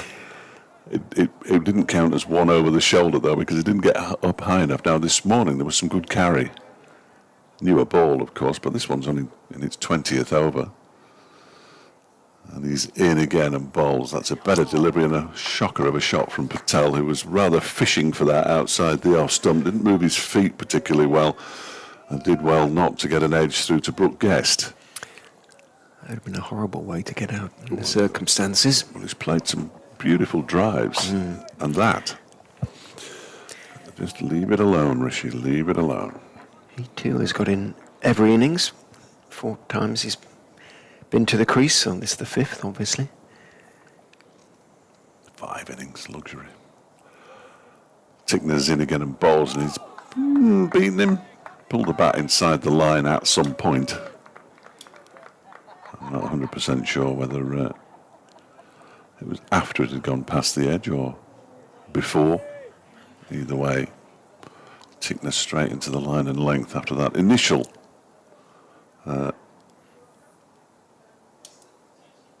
waft and the initial short ball is what I was meant to say. Here's Tickner again. In and bowls. That's on his hips, and he just turns it into the leg side. They'll amble through for a comfortable single. Brooke Guest comes from behind the stumps to do the fielding. Leg by, says umpire. Is it leg by? Thank you very much. 64 without loss. Keeps the circulation going when he taps his leg, though, doesn't it? So. When did the little sort of cabin thing that was near the electronic scoreboard disappear? Over the winter. Where we used to commentate from. There's a gap. In fact, there were a couple of buildings there, and that was a brick one and a wooden one, wasn't there? Next delivery from Tickner is pushed out into the offside by Harris. I think the wooden one predates me, but we certainly, when I first started, were commentating from side on there in the old scoreboard, as it was, above the gents. It was all right in this kind of weather. It was in the height of summer. It was a sort of groundsman's hut below. Yeah. And in parts above. And some low beams and also it was an absolute death trap. We moved here in 17 at some point. Very much sideways on as well. We for a while. I said to Zack Chapel this morning, it's Tickner is in again. It's a short delivery. Again, it doesn't really get up. And it's the final ball of the over. He's now bowled 8 overs for 25, Blair Tickner. He's probably bowled better than that.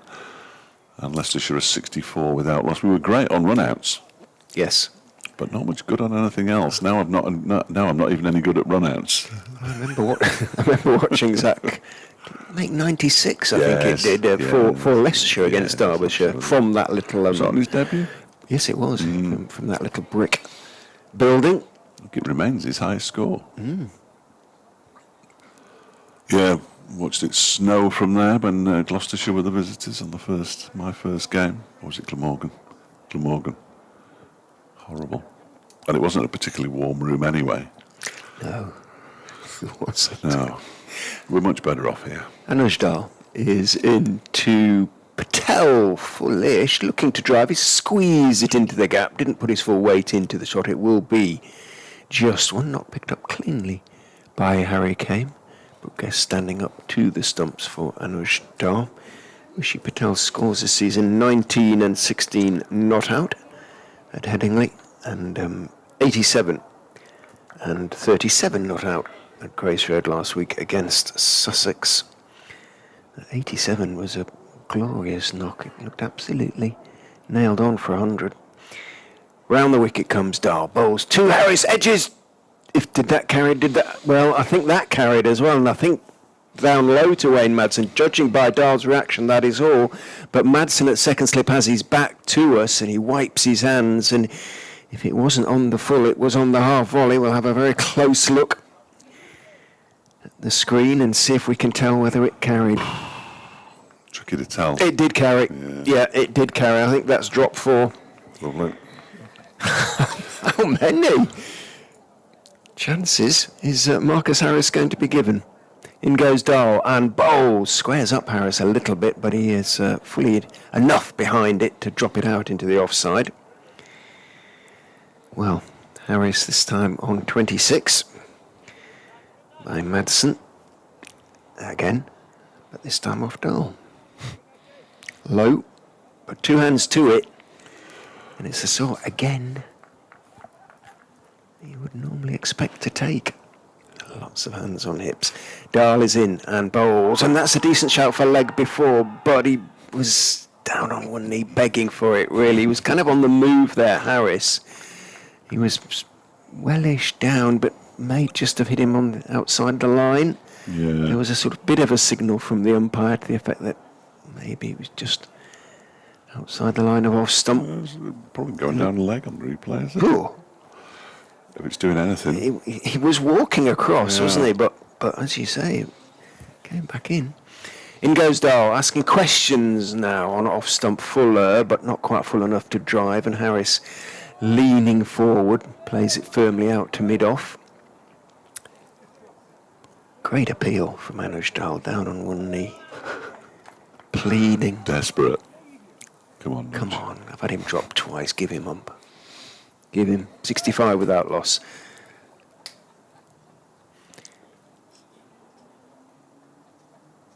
In he comes, bowls outside off stump, a little bit of arguably movement away, but not really pronounced enough to be described as swing. And it started wide, went a little bit wider, and Harris had nothing to do with it. End of the over.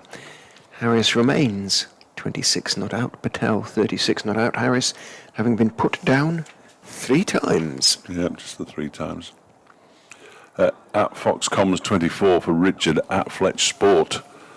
For me, Fox's comms, I got it wrong the first time and I got it wrong the second time. Fox's comms 24. Why can you have them the same? I could have done, really. It Yeah, was just thanks. incompetence, essentially. I'm afraid.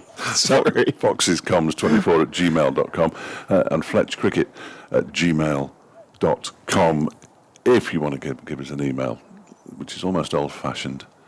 4 slips as Tickner comes in and bowls to Patel, who leaves the first ball of the new over. Alone outside the off stump. It's raining in Hove. They're hoping to restart there fairly shortly with Gloucestershire on 82 for 2 against Sussex. They didn't start on time at Wantage Road, but they've made up for it. Glamorgan 37 for 4 against Northamptonshire. And the Yorkshire 64 for 2. They've only had 11 overs at Lord's. They're playing Middlesex, of course. Apparently the 2 big guns, but make of that what you will. Tickner is in again. That's bowled him.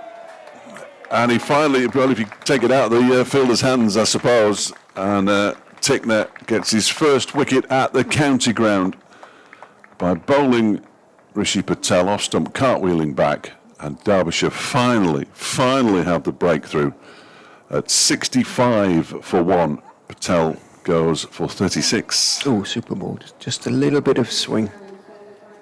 A little bit of shape to it. He's probably, in all honesty, I have no favourites, although he's one of my favourite cricketers at the moment, mainly because of his moustache. He's deserved that, hasn't he, really? Yes, he has. He had both openers. He had Marcus Harris dropped twice early on this morning, so... just a little bit of sort of outswing from the arm and then straight into touch on the pitch. Lovely delivery. My first major error in my scorebook of the season. I've got Blair Tickner bowled by Rishi Patel. An unlikely prospect. I've yet to see Rishi bowl in anger. Although, if you'd seen Blair bat, he might have half a chance, you know. He looks a good guy, Blair Tickner. Great big smile when he bowled that horrible bouncer first up as he walked back. Great big grin on his face, like a cricketer who can sort of laugh at himself genuinely. Super ball. He's just watched it on the big screen. That what we see on here is what's on the big screen. So right. Whether they've just put it on for him because he turned round so he could have a little look at it. So it's Louis Kimber out to bat at 3, getting his chance at number 3 this season. I think. Well, he's not. The thinking is he's been moved around the order. He hasn't really had a chance to establish himself, and they're looking to try and do that in these early games. It's a big ask going in at 3 against a quality bowler like Blair Tickner. Good for him, though. Yeah. As Tickner comes in and bowls, and he goes back into his stumps, turns it into the leg side, and sets off for a single that isn't there. There's a shot at the stumps from Pat Brown, and it stings the fingers of Alish Dahl at backward point after it missed the stumps. I hope he's all right. He's lost his hat in the process, Nudge, but he'll be okay. He is okay. You can often tell when a player's properly hurt, can't you? Yes. And he stayed down for effect. Yeah, they don't play the old soldier. They generally do it, but yeah, he was done no favours there, that's for sure. No, did well to stop it. Tickner in again, bowls, and Kimber guides this down towards backward point, just to the left of Dahl, who decides against the slide, which is unusual, and he's off the mark. There's Kimber, 66 for 1. You'd get damp whites, wouldn't you, if you did? I watch, when I can, watched him last night, actually. My lad playing football, and he's a goalkeeper. And is he not handballing it? Is he occasionally handballing, okay. but he's playing a bit of football at the minute. It didn't finish till 25-9 last night. You couldn't see the hand in front of your face. It was ridiculous. He went down at a forward's feet to stop the ball, and there was perhaps half a foot left in there. And he stayed down. He was holding his head. I said, no, he'll be all right. I can usually tell when he's hurt. Tickner bowls to Harris, who turns that one into the leg side. And there's no run. They've all seen them do it on the tally, haven't they? They've all seen them do it on the tally. Is he a sort of Emi Martinez type? He was in prime form yesterday, Mr. Martinez. Well, did you ever come in across terms that? Of winding up the opposition? Had you come across that before? That law? No, that was absolutely news to me. And to everybody I've spoken to, and Charlie Slater was doing it for 5 Live. As Tickner bowls, that one is guided nicely by Harris. He was on his tiptoes there as he guided it to backward point. They're only going to get a single, though, as Pat Brown runs round to do the fielding. And it's 67 points. So he was booked during the match and then booked in the penalty shootout, but bookings in the penalty shootout don't count. How on earth does that work?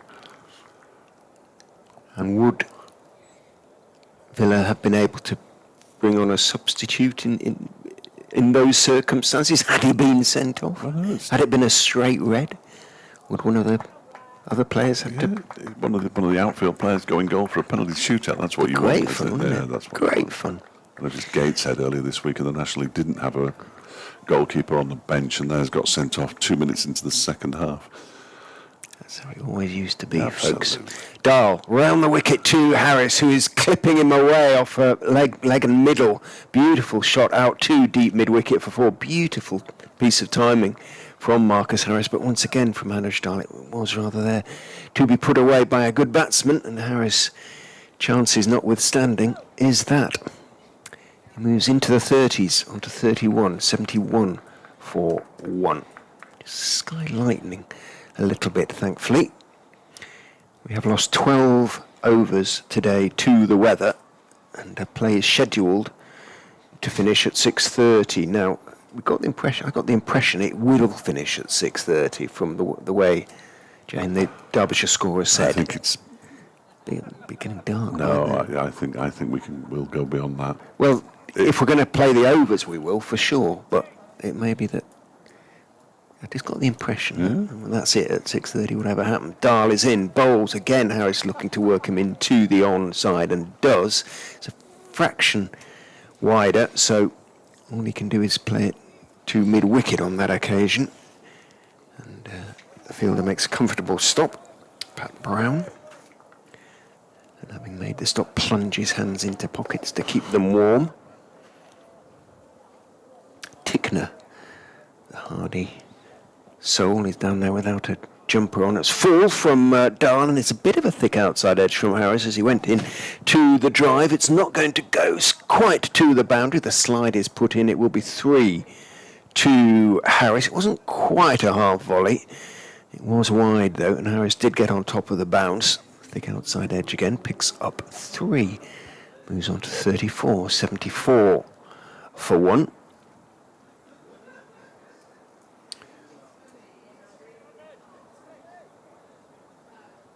Louis Kimber takes guard. 24 against Yorkshire. Didn't bat in the second innings.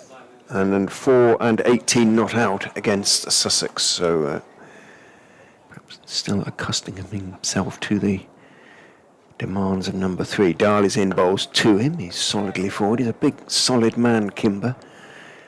And when he puts in a stride, it must feel like getting through a wall, really. He's a big fella. He's very tall, isn't he? Plays golf off 2, and if he played anything more than sort of once a week, he'd play off scratch, basically. One of those. Very irritating. Wait, with bat raised as Dahl is in. Bowls very wide and outside off stump wide, that is. And Kimber has nothing to do with it. I was just watching his bat then as he held it up and held it. It's making little circles in the air, not straight up and down. You watch the bat when it goes up, when he holds it up as the bowler runs in. He wanders down the pitch and he's going to do a spot of gardening, and he must have plunged forward so far he was out of his crease there, because Brooke Guest is going to stand up to Anuj Dahl. You're right. Who is in and bowls. Good length, and Kimber is still leaning forward, getting nowhere near the pitch of the ball, but played it solidly enough out into the offside towards point, where Rees, rag in hand, is immediately looking to dry the ball. End of the over, 74 for 1. How many overs have we had now? 23. I'm sure 61, there it is. Getting used to the board again. 61 remain to be bowled today, in theory. If I move my binoculars, it's just... Oh, it's on there as well. Yeah, there we go. Yeah, but we've already mentioned in this commentary box, but not necessarily on air, Fernando Tatis Jr. Today, a number of times. And, who he, by the way? well, Is he a Burton player of some kind? Or? No, he's a San Diego Padres baseballer, and okay. that's what Kimber looks like. He looks like a baseball batter. That one is wide and driven through the slips to the left of Aaron Donald and down to wide third man for 4. Harris living on the edge. He really is, isn't he? Well, he's edged 2 to slip fielders, and now he's edged 1 through the slip cordon. He moves on to 38, 78 for 1.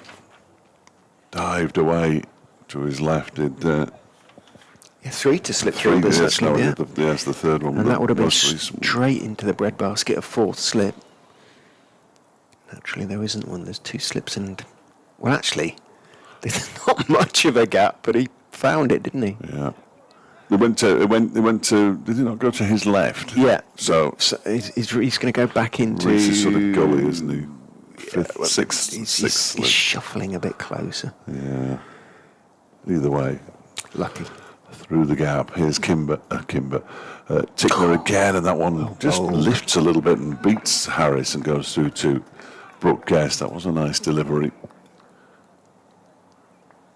He's got his first wicket here. He picked up a couple in the first innings down at Glamorgan on his Derbyshire debut. Blair Tickner here until midway through the T20, I believe. And of course, Darren Pavillon on his way at the beginning of May. As Tickner's in again, that's a thickish inside edge of Harris's bat back towards the bowler again. He never stops smiling. Zaman Khan smiled a lot last year in the T20, no matter what was happening. He's gone on to much bigger and better things, sadly, now. And Blair Tickner seems to be quite a happy chap. I suppose if you live in New Zealand, you can be happy, can't you, really? It seems a fairly pleasant place most of the time. Tickner, I've no idea, I've never been, is in again and bowls wide of the off stump. This time Harris leaves alone. Plays for Central Districts. 30-year-old from Napier. Or that's where he was born, anyway. Yes, I don't know. My knowledge of the New Zealand domestic game is poor. My knowledge of New Zealand geography is not much better either. I'm not sure. I've heard of Napier. I'm not sure. One knows there are two islands. Yes, I don't know which one it is, though. I would imagine it'd be colder on the South Island. As he's in again now, and that's a decent-looking leave. Wide of the off stump, and through to the keeper. No doubt, be inundated. Nobody wants to talk to us about cricket. He's played 3 tests. He's got 12 wickets in those 3 tests. 13 ODIs, 18 T20 internationals, 73 first-class games, 217 wickets. At a quite high average at 35. Yes, if you look at his numbers, which David Griffin has, you might be surprised to hear, over the last 4 years, as he bowls now, and that one is driven out into the offside. He's got his hands across his forehead. Blair Tickner, single taken by Harris to move to 39, 79 for one. His numbers in the last 4 years are much, much better. So he had a tricky start, by the look of it, to his first-class career. It takes a lot of getting back, doesn't it?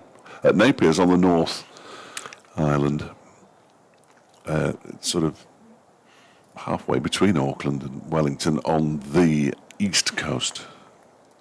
And I'm sure it's very nice indeed. And as I said earlier, I've never been. It's a long way away, isn't it? A beachside city with a seaport known for its sunny climate, esplanade lined with Norfolk pines and extensive Art Deco architecture. So, think Southport, but with sun. Anujdal is in to Harris, thick outside edge, along the ground this time, and no real chance for Donald diving across from third slip to cut it off. It's running down towards third man, picked up around 10-15 yards inside the ropes by the scampering David Lloyd. Gets his throw away, but Harris picks up a couple moves into the 40s, on to 41, in fact. It's known as the Art Deco capital of the world. Napier? Napier. But there's a very strong undertow. Dull bowls again to Harris, I think, giving him the benefit of the doubt. He just brought the bat back inside the line there, and there was no huge reaction from behind the stumps from the Derbyshire slip cordon. He must be feeling somewhat self-conscious and, well, they haven't managed to back up their bowlers as yet. 4 catches dropped. There's only David Lloyd who hasn't dropped a catch in that slip cordon. Dahl is in, bowls straighter this time. Harris covers up, plays it back up the pitch on the offside. Dahl slows it as it goes past him. 81 for one now. I'll have to get some pictures of Napier if Art Deco is its thing. I'm still looking Architecture, perhaps, rather than presumably it means. Yes. Not just cups and saucers. No. Dahl is in on off stump, just dragged his length back a bit. Harris stayed on the back foot, didn't play it with any real certainty, but got something on it, dropped it out into the offside. And there's no run. One of the questions on the search engine is, how do you spend a day in Napier? And the top 4 attractions, 3 of them are a winery, a vineyard, and another winery, in fact. You only need half a day. You won't remember the other half. Dahl is in and bowls on off stump, going to pick up a couple more runs again there, Harris, as he goes forward with an angle button. I think plays reasonably deliberately into the gap between third slip and gully. Down towards third man it goes. Slip's taking advantage, Lloyd, at any rate, to have a good run, warm himself up a bit. Harris picks up 2 more, moves on to 43.83 for 1. One thing that Lloyd did at Glamorgan when the Derbyshire were in the field was continue to attack, so it'd be a surprise if they went down to solitary slip. I know it's still early days, but he did attack. Dahl in, straight on off stump, and half forward is Harris. Never takes a big, huge stride unless he's really getting out to drive. Plays it carefully and in defence out into the offside. End of the over. 7 overs Anuj Dahl has bowled. Now none for 25. Did have a catch dropped. Harris on 26 by Wayne Madsen. Low down when the score was 65.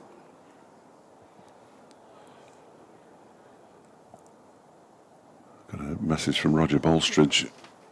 Who said massive sympathy for the Derbyshire fielders today. We played yesterday and it was absolutely Baltic out there. They had former Derbyshire scorer John Brown on duty. His fingers were blue at lunch. He comes, this will begin a new over, bowling to Louis Kimber, who pushes this one out into the offside, fielded by Harry Kane. He ended up scoring in a woolly bobble hat and gloves. David McCardle's enjoying watching Tickner bowl. Now, he says, all we need are some people who can catch. 83 for 3. You might have a point. They ordinarily can catch. That's the strange thing about it. Perhaps it is something to do with the cold weather. As Tickner is in and Kimber pushes this one out into the offside. Again, once more, it's Harry Kane who does the fielding. Here we go. Now we've got the... Rich, real Driz, he's called Rich, a proud Darbadian, Port Vale fan, my sympathies, and an avid Gulliver spotter. I've no idea what that means. I hope it wasn't rude. Can you be a proud Darbadian and a Port Vale fan? Port Vale being Staffordshire, it's an interesting question. It's Tickner who bowls, and that's defended again, but this time Tickner fields in his follow-through. Kimber remains on 183 for 1. Leicestershire, he says, you are correct. New Zealand is a beautiful country. Last month we were at the New Zealand against Australia series. Sadly, now back in rainy Derby. Former Shire boy Matt Henry was in inspired form. Yeah, absolutely. We were talking about Matt Henry earlier on today in the press box down the other end of the corridor. He was a little bit maligned when he was here. I don't know why. Tickner bowled that was wide and went wider. Was left alone by Kimber. He was here when Derbyshire got to the quarter-finals of the T20 in 2017 and won them a game or two in the qualification process. Of course, we all know what happened when they played Hampshire here. And if you don't, look it up. It's horrible. Absolutely horrible. Here comes Tickner again. Kimber on 1, waits, and gets a thick inside edge down to fine leg. Picks up a single. Alex Thompson does the fielding down there. 84 for 1 now. Brings Harris back onto strike for the final ball of the Tickner over. He's going to be good fun to watch over the course of the next couple of months. He is. And Du Pavillon is here when he arrives at the beginning of May. It's a great name, isn't it? He had a good CA20. He's here for the T20 as well. And he's here until the penultimate match of the County Championship season. So that's good. Tickner around a wicket to Harris, who drives very pleasantly. But there is a man out there on the backward point boundary. It's Pat Brown who does the fielding. Harris picks up a single, moves on to 44. Kimber has 2 at the end of the over. 26 gone now. 85 for 1. Leicestershire, and it's just starting to get a bit gloomy, I think. Time for the lights, perhaps. I think possibly. Yeah, if you look at those clouds there to our left, they are very unpleasant indeed, but I'm not sure which way the weather's coming. I think it is coming from the north, which is why it's so cold. It absolutely howls down what would have been the straight mile at the racecourse away to our left. Every time I take my jacket off, it gets cold. Dahl to continue. And he comes to Harris, who is playing with his bat slightly in front of his front pad, his right pad in his case, being a left-hander, pushing it slightly across the line out towards mid-on. Full straight delivery, no run. Another failure for Joe Root, gone for 5. It's not such a bad standard than the second division, is that what was suggested? Yorkshire 75 for 3. Much vaunted batting lineup. Dahl hurries in, bowls, super delivery, bounces and little bit leaves Harris. That's its main quality, and it's a little bit too good. Goes past the outside edge. That's Derbyshire's next stop, Headingley. A week today. If Joe Root's had another fail, that's bad news, really. He's bound to score some runs, surely, before.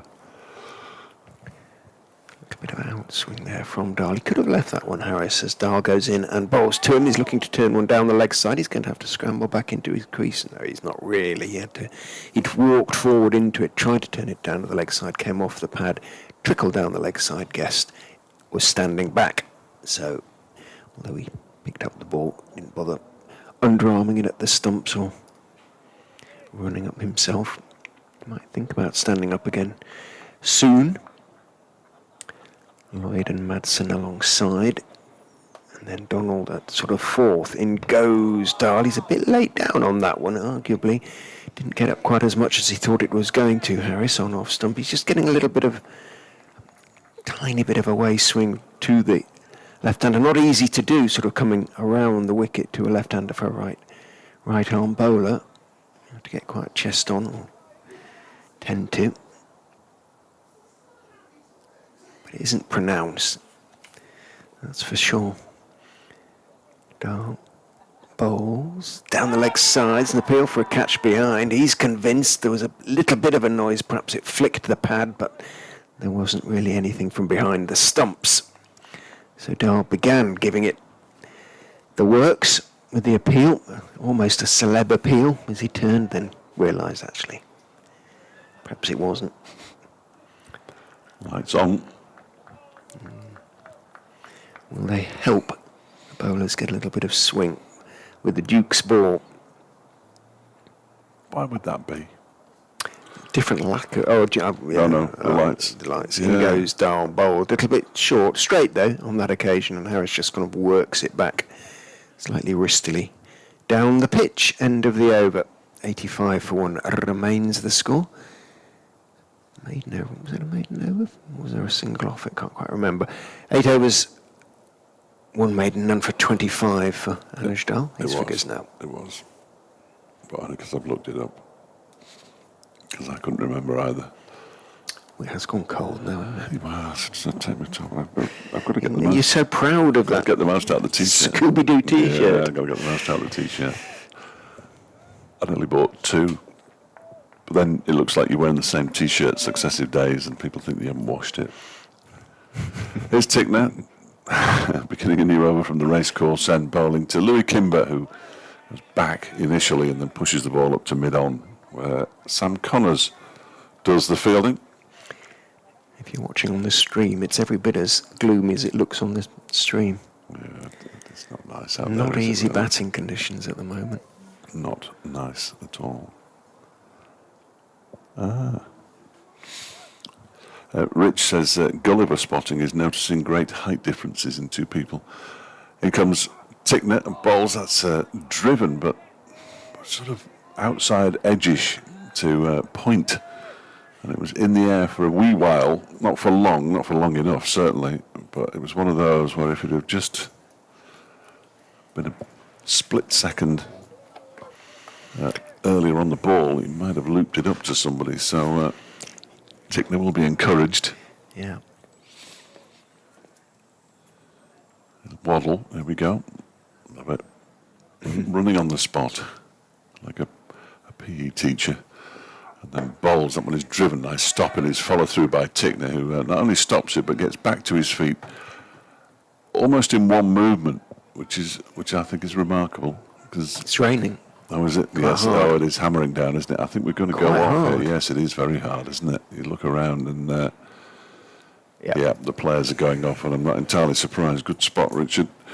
So 14:43, we're off again. We will no doubt lose another couple of overs, and we'll still be playing at 7 o'clock this evening if the light remains. But that's a little bit disappointing. Blair Tickner halfway through his 12th over, and he's especially disappointed because he's left his sweater down to our right-hand side and has to come across to fetch it rather than getting off the field.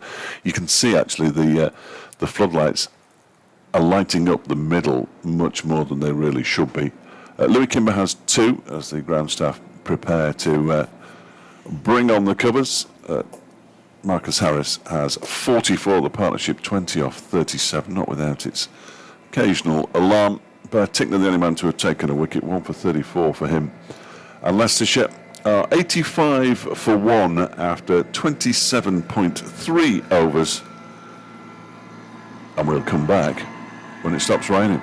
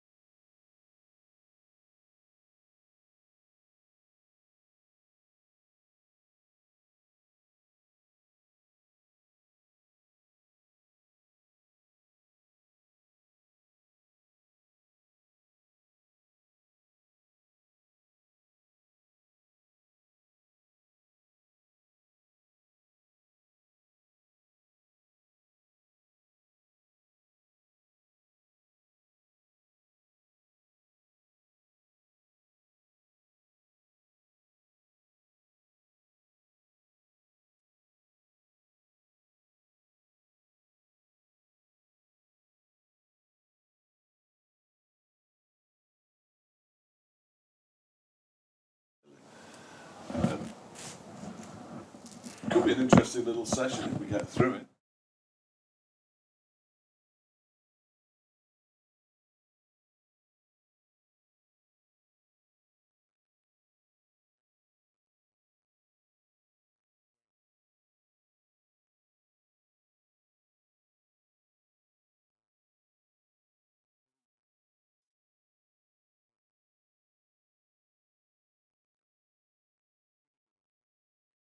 It got earlier in the covers, but possibly more to gain for the bowling side in these circumstances. So Derbyshire need to take advantage.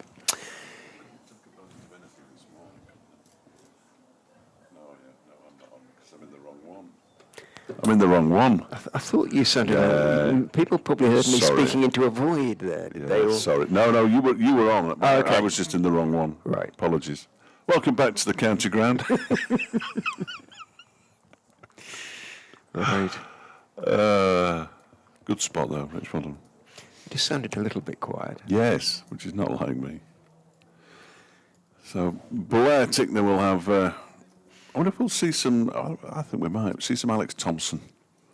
See what he can do on day one at Derby. He did pretty well on day one at Glamorgan, and day two was quite good on day three, and day four, as he picked up 12 wickets. A race to the top of the leading wicket takers charts in the early stages of the season. Marcus Harris has got 44 from 92 deliveries, 7 fours in there. He has been dropped 3 times, which is probably 3 times too many.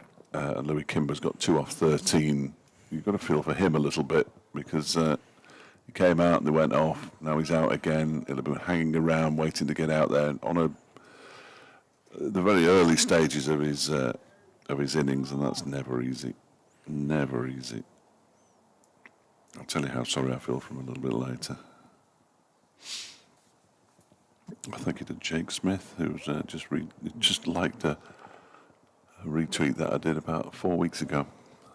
It always staggers me when that happens on Twitter.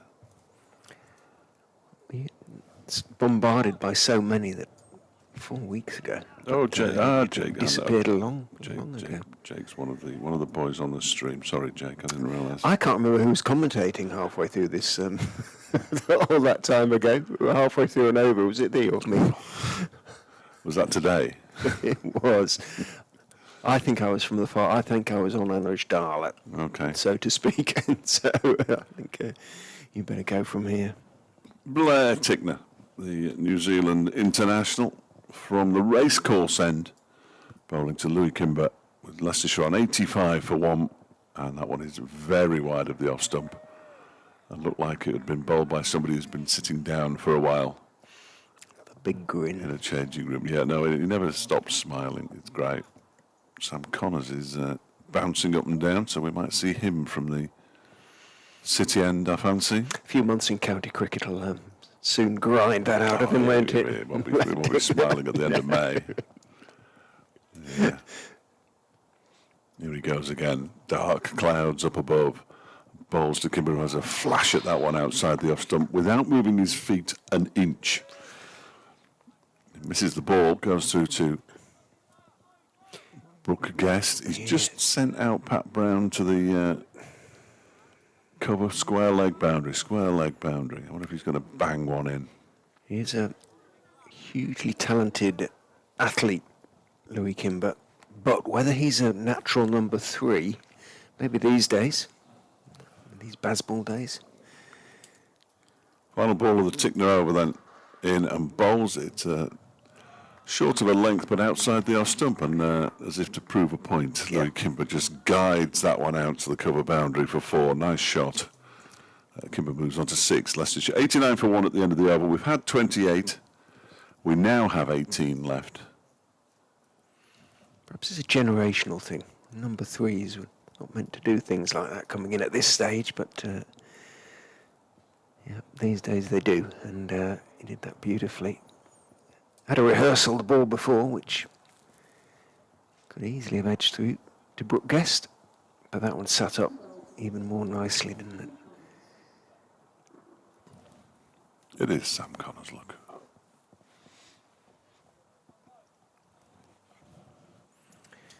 from the City end. Thompson has been sort of swinging his arms, hopefully, and you mentioned he likes to warm up for 4 or 5 overs beforehand, so he might have had a word. We'll just give the boys a quick burst. He's probably been told he's on at 6:15. I think they're still smiling down here at Yeah. the long leg as he peers up, but clouds that are probably quite familiar to him in Napier. Round the wicket then comes Sam Connors to bowl to Marcus Harris. Ooh, good bounce, but well wide of off stump, and Harris has nothing to do with it, taken sort of on the hop by Brooke, I guess, bouncing across to his left, round about, sort of chest high as he bounced. 89 for 1. Having said that, Harry Kane was just wheeling his arms around as well. A very occasional off spinner. Did bowl a little bit at Cardiff, but not much. Might just be keeping themselves warm, of course. Connors is in, bowls on toward the hip of Harris, who, taking one hand off the bat, just sort of shovels it around the corner, trickles down towards Tickner, who runs in to meet the ball. Harris takes 1, moves on to 45. He looks like an old-fashioned cricketer, doesn't he, Tickner? Yes, so that even the tash is, you can sort of imagine him in an Edwardian sort of cricket photo, can't you?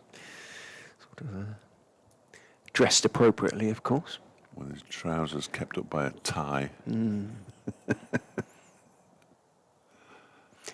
think we should go back to those days. Louis Kimber takes guard again. 3 slips, no gully for Kimber as in comes Connors. Over the wicket, bowls to him. He's stretching forward. He's going to pick up 4 runs as it comes off a thick outside edge.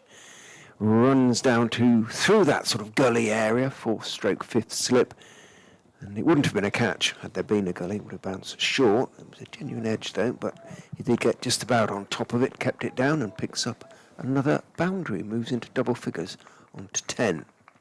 Kirk asks, have the conditions notably improved in the last half an hour or so? Why couldn't they have started at, say, 5 o'clock? It's a good question. No idea. Because the rope hasn't been round, has it, in the last half hour or anything like that. So, although the Derbyshire players are drying the ball on rags, Lewis Rees is the main rag holder or beer towel or whatever it is, as that one went down to the third man boundary. Are there some covers down there? No. So it just went into the longer grass in front of the fence down there, though. But yeah, this ball is going to be an issue possibly for them. It's going to take on some of the attributes of the Kookaburra probably in terms of going soft because it's gotten so wet so quickly or damp so quickly. Connors in. Bowls firmly down into the ground. The drive from Louis Kimber. The athletic Connors leaps to his right, gets a right hand to it, slows the ball sufficiently for Rees to move across behind him towards a pile of green sawdust and make the stop. Had Connors not got across, that might just have had enough to beat Rees and go down to the boundary there in front of the temporary permanent, which has about 15, maybe 20 occupants. Connors in. Bowl short and Kimber up on his toes, looking to crack it away through the offside. It came back towards him a fraction though, so he didn't time it. And it went out fairly slowly towards mid-off, where Thompson is the fielder. Came, retreats from fairly conventional mid-wicket to deep square.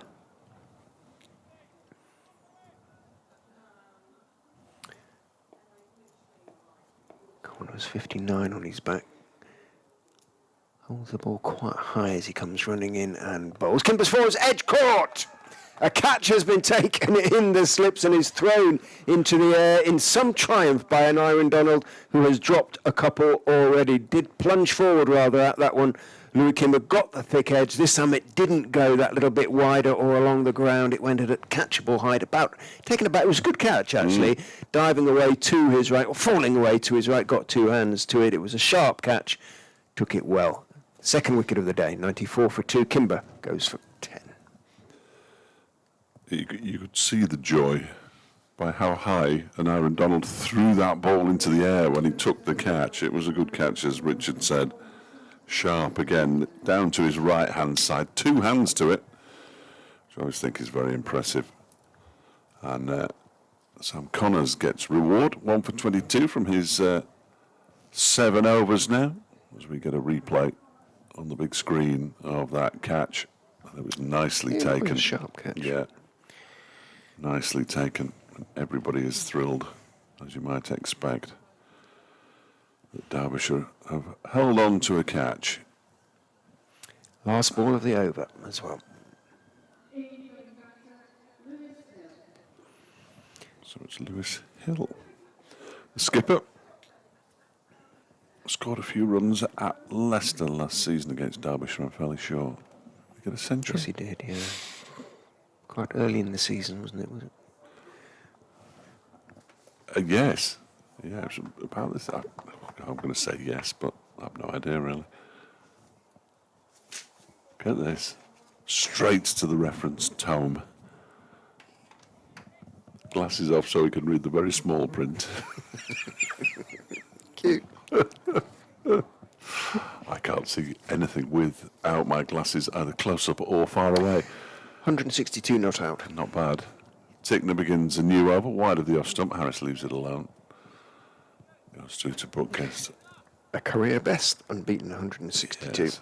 Big partnership with Ackerman for the third wicket of 193. I had a recollection that he'd scored a few. I can remember you interviewing him, actually, before the game had finished, so... It was a good pitch, wasn't it? Brooke Guest and Wayne Madsen put on 143 in less than 25 overs in reply. Blimey. Tickner in and bowls a little shuffle forward from Harris, and then a leave as the ball goes through to Guest once again. 4 slips or 3 slips and a gully. Lewis Rees is in there as well. Man down at the long leg, who I think is Alex Thompson from this distance. And as Dahl is out on the mid-wicket boundary, there's a point on the boundary as well, as Tickner is in again and bowls. That's driven sweetly out to the cover boundary for 4. Nice shot from Harris, who moves to within 1 run of a half-century. What a piece of timing Yeah, it was. just raced away. Great didn't it? follow-through, was it? Absolutely raced away. At 98 for 2, Leicestershire in the 30th over. So they're going along nicely. Just a little bit under 3¼ runs and over. Harris settles himself down. Tickner, elbows jutting, bowls down the leg side. Good take by Brooke Guest, tumbling away to his right. Floodlights are shining really brightly here. Tickner was prevented from bowling at the end of one of the days at Cardiff. He was deemed to be too quick, which forced Harry Kane on for an over. Then Kane went off and they brought Sam Connors on. He bowled 1 over and then he was deemed to be too quick. As Tickner bowls, it's a ball angling down the leg side. Comes off the pad and is picked up by Guest running around from behind the stumps. Obviously that's all a bit unsatisfactory. And he gestured, Brooke Guest, because he didn't throw the ball at either set of the stumps. He sort of gestured at Harry Kane as if he should have been backing up at one or t'other, and Kane sort of gestured at them both, thought as if, well, which one did you want me to bat? I wasn't sure where you were going to throw it, so I was kind of between the two. Tickner is in and that's defended solidly by Harris. 2. Harry Kane, it's the end of Tickner's 13th over, 1 for 42. I think he's bowled better than that. 98 for 2 at the end of the over. Hill yet to face a delivery. And Harris has now faced 100 balls for his 49. Mike Jelfs, hello Mike. Night watchman, question mark. Well, theoretically we've still got another 15 overs to be bowled. Yeah, it's a long way tonight, away from that. so it's a wee bit early. And the thing is that, in theory, also Leicestershire bat pretty much all the way down in this game, with Tom Scriven due to come in at 10. There was a point that Zack Chapel made. He said Scripps coming in at 10. They have got a very long batting lineup. So there isn't really an obvious night watchman to Scott Curry, get him in. I guess. Connors is in 2, Hill, who's 4, just about getting to the pitch of it and pushing the delivery out into the offside. Immediately raises his bat to Harris. Not that Harris was going to go anywhere. When Madsen goes for a little run just to try and keep warm. He's got what is a beer towel, I think, hanging out of the back of his trousers.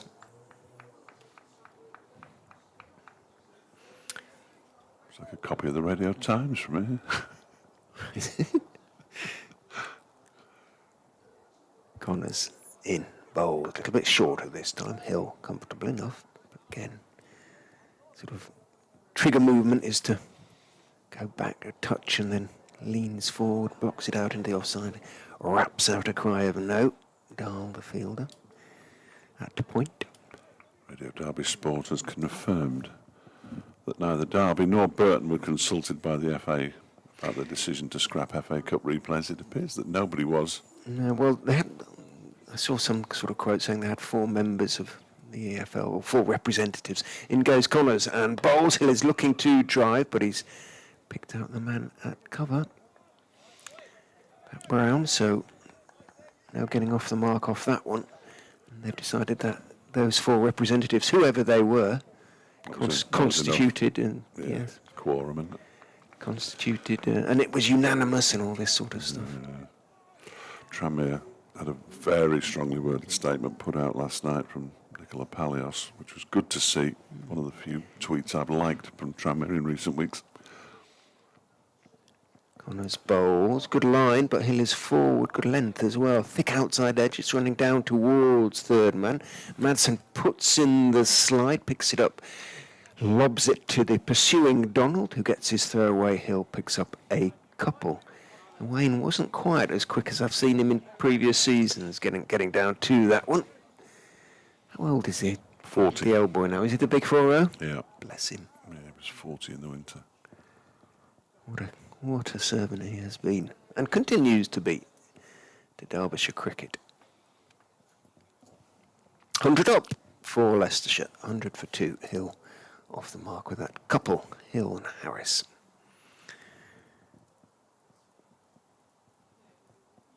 Connors is in and bowls a little bit short, but onto the hip of Hill, who's sort of jumping into the air as he turns that one down towards wide long leg. The ball comes back in the air from behind the pillar, which we can't see through. It's Blair Tickner down there. A single is taken. It's very important, though. If it wasn't there, we'd be on the ground floor. Yes, it would fall down, wouldn't it? I am not complaining. It is certainly one of the best views from a media position or press box in county cricket. Round the wicket comes Connors and bowls very full and wide outside off stump, gotten away with it. Swung a little bit late, caused panic among the slips, but Brooke Guest managed to get across in front of Messrs Lloyd and Madsen to clear it up. End of the over, 101 for 2, 31 overs have been bowled. 4. That hasn't changed, has it? Because we've had 4, haven't we now? Oh, of course, there was a half, wasn't there? It wasn't a half, it wasn't a full. It wasn't a full over, so we do have 15 left to come now. Leicestershire's second 15, 16 overs and 1 ball. The first one coming in 14 overs and 3, but it's been a bit stop-start since that first session, so understandable. The batsmen have to get their eyes in again. Blair Tickner to continue then, his 14th over of the day, bowled by far the most, and he gets an inside edge hill onto his pad. Ball dribbles out into the offside. But it's picked up by Lewis Rees, and there's no run. You have to get your eye in now because it's so dark. I know these windows are slightly tinted, but it is dark out there. Tell by how bright the scoreboard is away to our right. The old scoreboard, which the lights are on as well. Tickner's on his way in again. Bowling from the racecourse end to Lewis Hill, who guides that to backward point. And there is no run.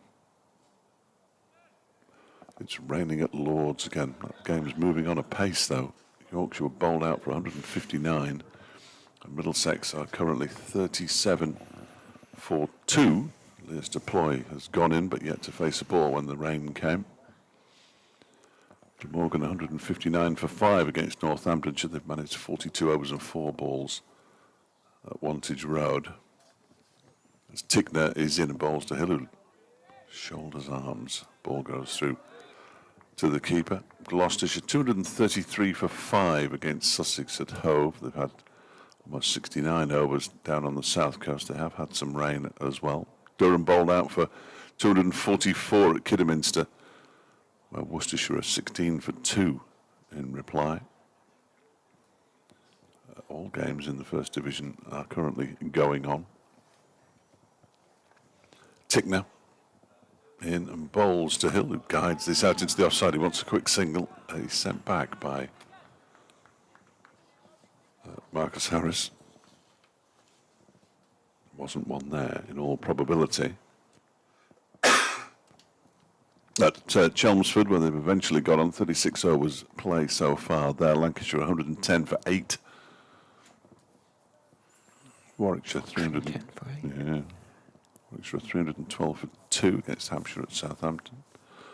Tickner is in again, bowls to Hill, who turns this one into the leg side, just to the right of Pat Brown. He does really well to pick the ball up two-handed, but the batsmen get through for a relatively comfortable single. Hill moves on to 4. Leicestershire 104 for 2. Kent 79 for 2 against Surrey, 24 overs bowled there. And in the other game in the top flight, Nottinghamshire bowled out for 193 on a tricky pitch at Taunton, I'm sure. Somerset 56 without loss after 20. So not that tricky, as it turns out. Here comes Tickner again and bowls to Harris, who defends that ball. Back towards the bowler. It's actually picked up by Harry Kane. And there is no run.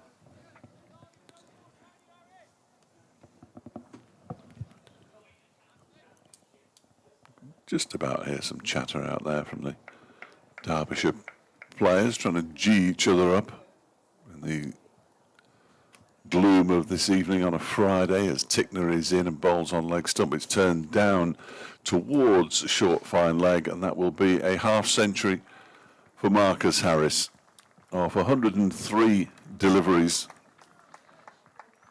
He hasn't hit many boundaries, but the ones he's hit have been, for the most part, stylish. 8 of them. And it means that he's now, oh dear, maths, 12, 30, 70 something. 73rd time in his history in first-class cricket. He's got to 50. He's also converted 27 of those into centuries. I wouldn't imagine that he's been dropped 3 times and going to 52 often previously. But, as I say, he has the sort of temperament, which means he's perfectly capable of going on, not letting it affect him. Connors is in to Harris, who is playing across his front pad a little bit at that one, but getting plenty on it, pushing the length delivery out towards Thompson, who's the only man saving one in front on the leg side, actually. I was going to say in front of the bat on the leg side, but he is the only man saving one on the leg side. The other 2 fielders, Messrs Brown and Tickner, at mid-wicket and wide long leg, are both on the boundary. They want to encourage Harris, I would imagine, then to push across the line. Connors is in, bowls outside off stump. A good leave. Ooh. 1 or 2 oohs. It might just have come back in a fraction after passing the bat and the stumps. Lloyd has one of those pairs of sort of orangey-yellow fluorescent, if that's not the right word, sort of reflective sunglasses perched on the back of his cap. Are they iridescent? Is that the word? I don't know. It sounds good. It is a word, but I'm not sure if it's the right like one. They're like spider flies' eyes. Connors is in, bowling straight, and Harris is solidly just leaning forward. No great stride, no great fuss as ever. Just blocking it out towards straight mid-off. More use against the floodlights, presumably, if he ever wants to reach for them, put them on, than against any sunlight, although there's a little bit around. Oh, sorry, you couldn't hear it. I've suddenly got Q again in my ears, but I can turn it off, sorry. Connors bowls. Fuller, this time, clipped away off middle by Harris, out towards deep mid-wicket. Running all the way around the boundary is Brown, picking up in front of the EMD stand, the East Midlands Demolition stand.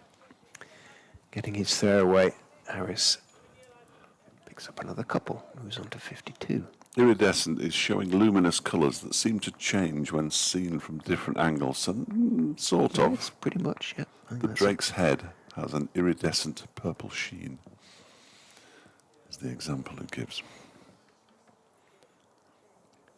Connors bowls again full, might just have swung back in a little bit. Harris was going for the drive, thick inside edge and pad, sees the ball just trickle out in front of him and examines his, actually, but he was just checking his shoe where it had hit him, but he was just taking a bit of dirt out from his spikes. It's that sort of condition doing when he runs up and down either side of the pitch. He'll probably pick up a fair few chunks of earth. When Tickner's running in from this end, you can see bits of earth flying from his size 15s or whatever they are. In goes Connors, bowls, turned in the air through the leg side. Nobody close though. It goes straight out towards Brown, who's hovering in that position between sort of mid-wicket and square leg on the boundary. Comes in to meet the ball. Harris takes one and keeps a strike. He moves on to 53. 108 for 2. Blair Tickner's walking on. He didn't look quite as keen to bowl. That's because he's not bowling, and Pat Brown is going to come on from the racecourse end. He's bowled just 2 overs so far in this match for 6 runs. So tidy. There's a lot of goodwill for Pat Brown, given his injury history as well, I think, as much as anything, and he burst onto the scene as youngsters so often do.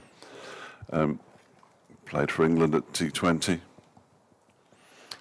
and there's been he bowled some sort of miraculous over in a semi-final or a final of a T20, didn't he, as well? On finals day, yes, he did. Barely conceded a run or something. A series of slower balls. He's a good cricketer, no question about it. So the Derbyshire, from a Derbyshire perspective, can get the best out of him. The sun is out, and nobody expected that. Here we go then. Pat Brown from the racecourse end, bowling to Marcus Harris, and the first ball is pushed up to mid-on, where it's fielded by Sam Connors. Sam has only bowled from the city end today, which is a shame, because I'd really like you to see his mullet close up, his burgeoning mullet. I had to ask him. You shouldn't have to ask if they have got a mullet, but I said, are you mulleting yourself up there, Sam? Yes, but he had his hood up at the time, so it was tricky to tell then as well, but it's a definite shaved on the sides job. As Brown is in, and that's pushed into the offside this time by Harris, fielded by Lewis Rees, who's fielding at extra cover. As we came up against Ollie Carter last week for Sussex, for whom the mullet is pretty much a badge of honour now. Yeah, he's had one for a while, hasn't he? Yeah. I don't mind it. So identified is Carter with it. I think he probably doesn't dare cut it. Pat Brown with a sensible haircut. On his way in past umpire Hartley and bowls. That one is off an inside edge down towards backward square leg. They've run the first one quickly, but they'll settle for a single. Harris moves on to 54, 109 for 2. So keep an eye on the clock. I've got to do something just after 6 o'clock. As indeed I think you have you? 6:30. Oh, right. We might still be here by then. Apparently. I hate to see you overworked like this. Starting to feel like Bob Hunt must have felt for so many years, bless his heart. Here is Brown. He didn't do many. They were good when he did, though. This one is driven by Hill out into the offside, fielded by Rees, who's again in the covers. His successor, Ed Seaborn, didn't even get his kit out of his bag.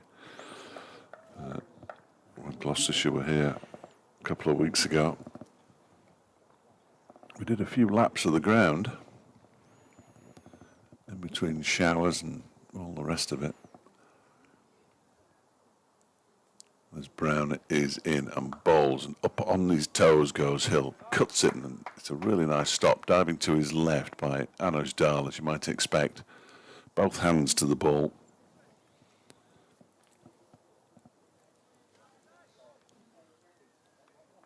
Not much gets past Anoj Dahl if it's within diving distance. A fine fielder, good all-round cricketer. He's really cemented his place in this Derbyshire side. He walks in now at point as Brown is on his way into bowl to Hill, who gets a leading edge into the offside as he tried to turn it to leg. Ball goes along the ground straight to Lewis Rees at cover. End of the over. Just the one run from it. 3 overs for 7 now. Pat Brown, 109 for 2 Leicestershire. Hill has 4. Harris has 14. Seems a while since the last wicket fell, which of course it was. Well, not that long. In fact, it was quite recent. I've forgotten all about it. It's only 5 hours ago.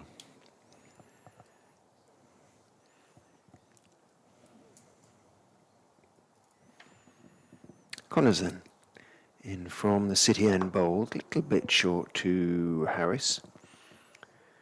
He's on the back foot defending out into the offside. No run, of course. And Aaron Donald is the designated clapper today.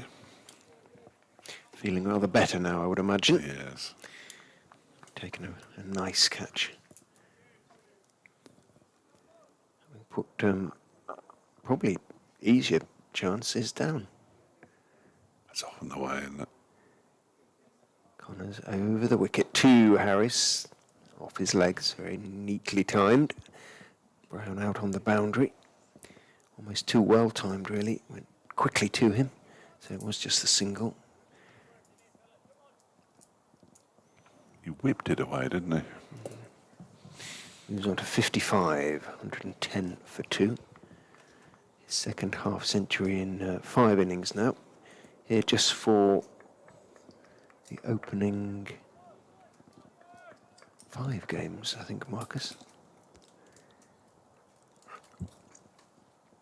Connors is into Hill, side off, well, about off stump line actually.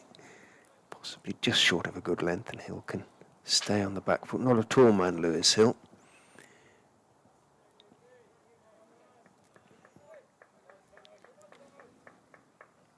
So tends to prefer to stay on the back foot where possible. But he's a nicely balanced player. 3 slips. Lloyd, Madison, Donald, as in goes Connors and bowls. Fuller this time, and Hill is getting forward to that one. Doesn't time the sort of attempted drive. It was a little bit straightened, so the shot was checked. It's comfortable enough stop. Must be good for Wayne Madison to have 2 different people to talk to. Yes, after years. After all these years, yeah. Have I told you the one about? No, you haven't, actually.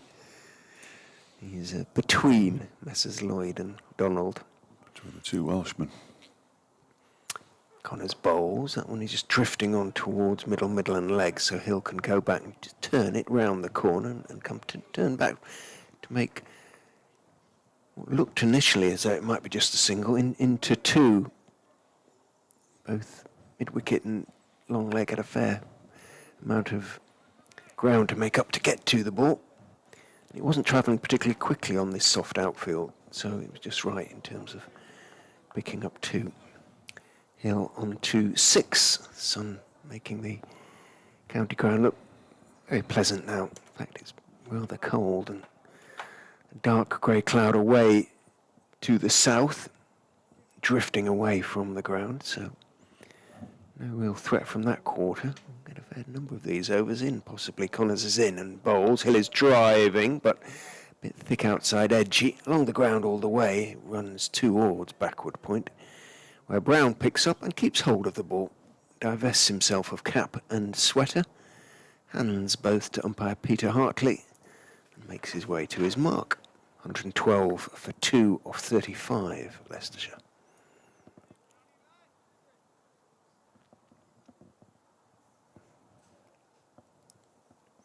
At Fletch Sport or at Foxcoms 24 are the X feeds which find us, as ever for Fletch, new this season for myself.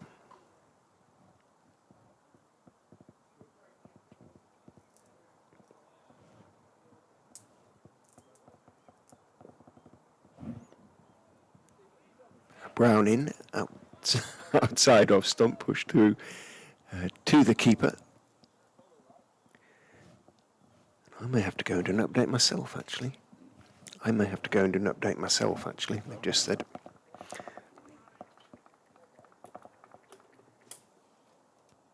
I'll take over then. I'll have an update into the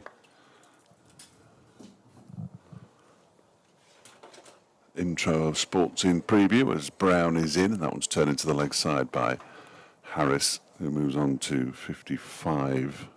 Leicestershire 112 for 2 in the 36th over. 10 overs remain after this one, so probably around about another 35, 40 minutes. Perhaps a little longer.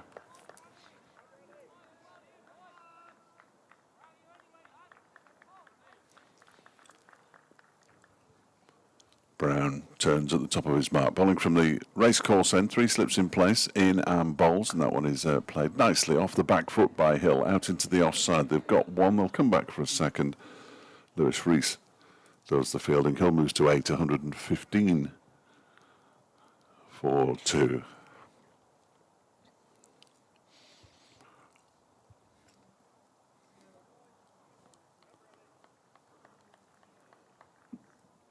They're about to get underway on the Sports Scene Preview, looking ahead to Derby County's game tomorrow at Cambridge, when, of course, they can clinch promotion back to the Championship if they win and results go their way. As Brown is in again and bowls, that one's on the stumps and it's turned into the leg side by Hill.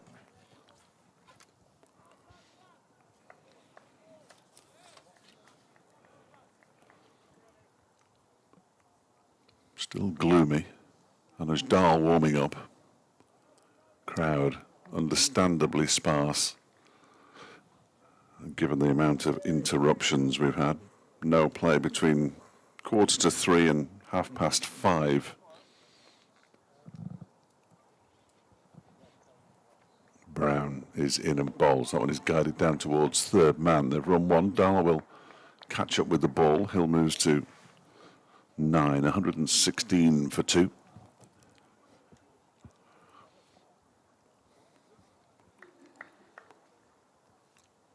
Harris is on 56. Partnership worth 22 off 42. Richard's back, so I can disappear. Thank you, Fletch. Brown turns. Long strides as he comes in and bowls outside off stump. The Harris leave is one of the most dismissive that I've sort of seen in cricket. Perfectly respectable delivery, a few inches outside off stump, but Harris half a stride forward and then just flicks the bat over the line of the ball. End of that Brown over. 116 for 2 then. Hill 9, Harris 56. Light, not too bad. It was gloomy in the extreme when we came out at just after 5:30. The 18 overs looked optimistic, but looking better now, away where the weather's been coming from. It is fairly broken cloud, and the threatened showers that were due to begin haven't really materialised. So if we get all these overs in, as Fletcher's pointed out, we will end up with something close to having played half a day's cricket in theory, although it doesn't feel that way. We'll have had 46 overs. And Dahl's back on at the city end. Bowls very full. Hill drives, but a really good diving. Well, falling to his right, stopped by Harry Kame at extra cover. Hill went for the drive, got plenty of it, but it was quite close to Kame, who sort of fell to his right, stopped it one-handed, and saved 4. 116 for 2 remains the score. Fletch is going to get a nickname, 22nd Fletch, something like that. That's not the first time. No, I signed off stump from Dahl. I did rather serve that one up for you, didn't I? But Hill went for the drive, could so easily have edged. He was nowhere near the pitch of the ball, but he missed it, didn't get the edge taken by Guest, and Donald rehearses the sort of Hill drive. It wasn't the greatest attempted drive Lewis Hill has ever played. But he's gotten away with it. He remains on 9.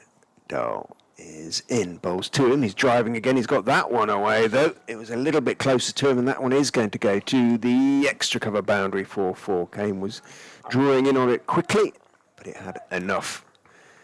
So Hill moves into double figures on to 13, 120 for 2 as the sun breaks through now. Glorious. Every batsman into double figures now. Very exciting. It's been something of a theme for Leicestershire over the last 2 games, though. A lot of batsmen have got in and none have really gone on. No centuries, a few half centuries, but no sort of really match-affecting scores, so to speak. And Hill has made that point after the draw against Sussex. Dahl is in. 2, Hill, who's advancing down the wicket, plays it straight back to Dahl, who picks it up and makes as though to hurl the ball at the stumps. Hill turned and scampered back into his ground. I know a lot of bowlers who would have hurled it at the stumps, notwithstanding in those circumstances. And Dahl didn't bother. And then he signalled immediately to Brooke Guest, just Yeah. held his arm up and said, "Come and stand up. I'm not having him dancing down the track at me. Get yourself up there."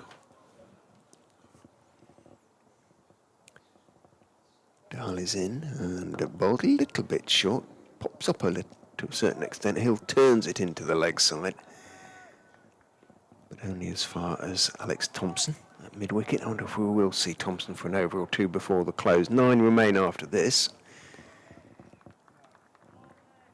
This is Dahl's first, so presumably it would be from this racecourse end. I don't know. Yeah, Brown's only bowled a couple of overs, though, hasn't he? So I don't know. Dahl in. Bowls outside off stump, driven for 4. Well, there was real width there, and although again Hill wasn't quite at the pitch of the ball, he absolutely slapped it away, went for it, determined to be positive and connected in some style. Yeah, it was a good shot. I was just laughing at a complete lack of willingness from any of the fielders to go and fetch the ball back. Then I realised that one of them was Pat Brown, who decided he's not going to trot out there, so it was left to Harry Kane. But an Aaron Donald absolutely legged it for about 15 yards before Kane decided he'd go for the ball. Kane being one of those carrying a beer towel, so I suppose a bar towel is a more correct word, isn't it? Those rectangular Yes, I don't know. things. Yeah, I've never been in a bar. No, Have you? no, not this, They not, tell me. not since Sunday.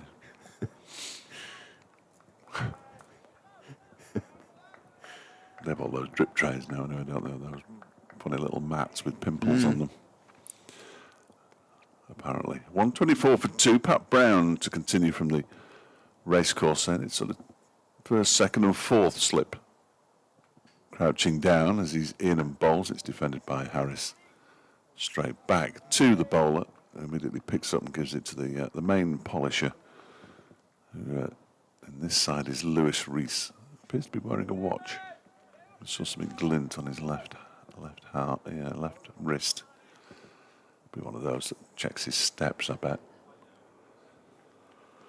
They're all wearing them these days. I don't want to know that I haven't done enough steps in a day. As Brown sets off once again past umpire Hartley, bowls and hits the bat hard. Again, he defends it out into the offside. Harris straight to Rees. Again, starts to work on that ball. I'm sure that Blair Tickner will be keen for him to work on the ball. And Sam Connors.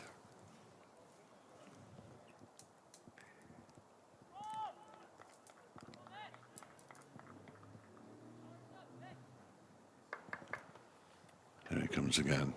Pat Brown. In bowls, that one is driven straight back at him, and it's bouncing and over the advertising mat and going to roll away for 4 runs. A very straight drive from Harris. He sort of stuck out a right leg. Pat Brown was probably pleased it didn't hit him in the end. And went away to the boundary for. Yeah, there's Sam Connors' mullet. Look down there. That's a magnificent effort from young Sam. Yeah, it's not. Yeah, it's a full-bodied mullet, isn't it? It's not yes. It's not the sort of. I'm trying not to say rat's tails, but I have just said it. Ollie Carter tends to sport. I have said that. It's quite bushy at the back. Yeah, more like a sort of beaver thing, isn't it? Harris moves on to 60. And this time he guides the next delivery from Brown down to backward point, third man kind of area. And they pick up a single as Harry Kane comes around to do the fielding. 129 for 261 to Harris, 17 to Hill. We're in the 38th over of the day. I missed Marcus Harris. He's sort of famous last words, but he sort of exudes a competence at the crease that is intensely reassuring. He's been fortunate, but that was this morning. This evening he's been very solid, isn't he? 3 times he was dropped. There is Brown again, bowling to Hill on his hip, so he turns it into the leg side. 2 players giving chase. It's Alex Thompson coming around from long leg who wins the race. Harry Kane was running back. Hill moves on to 19 all of a sudden, and it's 131 for 2. 22 runs in the last 5 overs, so they're just increasing that run rate. It's edging towards 3.5 now over the course of the day's play, of which there are 8 overs left. That's around about half an hour's cricket. Brown is in and bowls. That's cut away nicely by Hill. That's going to be 4 runs out to the backward point boundary. Anuj Dal put the dive in, but couldn't scramble quickly enough to his right to get to the ball. And Hill, short delivery outside the off stump, takes full advantage, moves to 23. Harris has 61.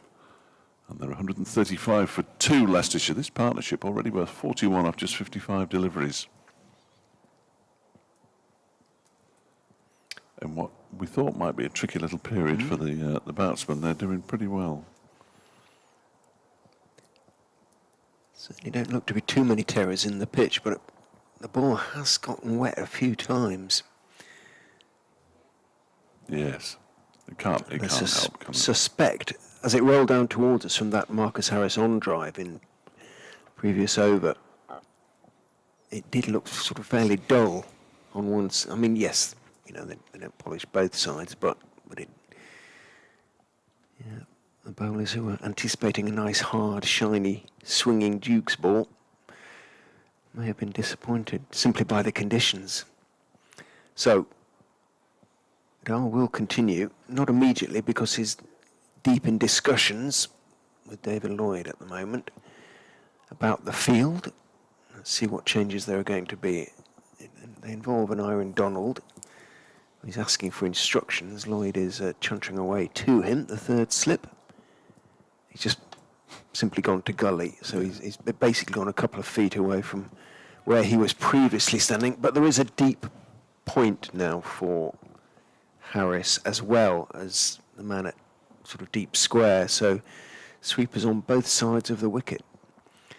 For Marcus Harris now, a little bit of protection for Dahl. He's going to come around the wicket from the city end.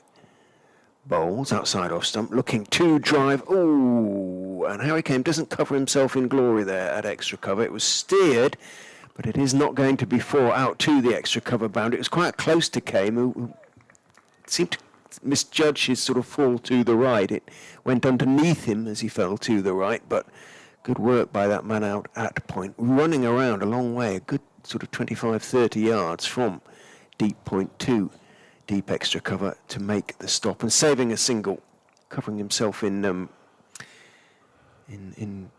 grass stains as he did so. It's Sam Connors out there now. I see the mullet, but good work by Connors to save a run. He's a good outfielder, Sam. Dahl into Hill, who's edging just short of Madsen, who takes it on the almost half volley, diving to his right. Can't quite believe it. He's hung on to one, but it pitched just short of him. Hill, fortunate, plunged forward at that one. Just needed another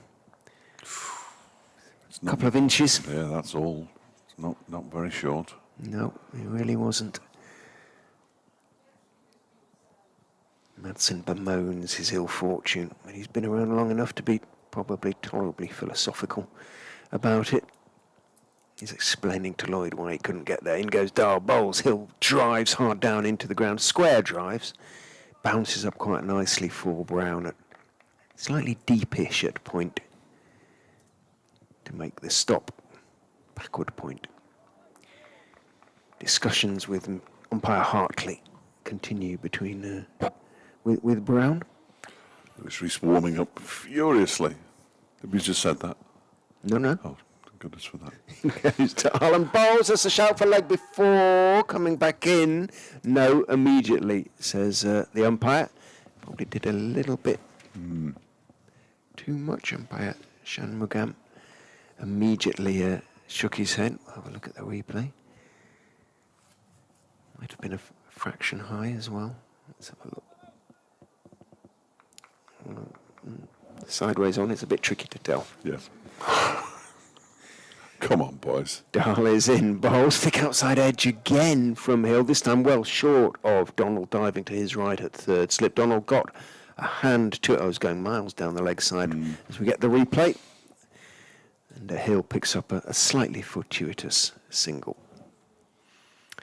Moves on to 24, 139 for two.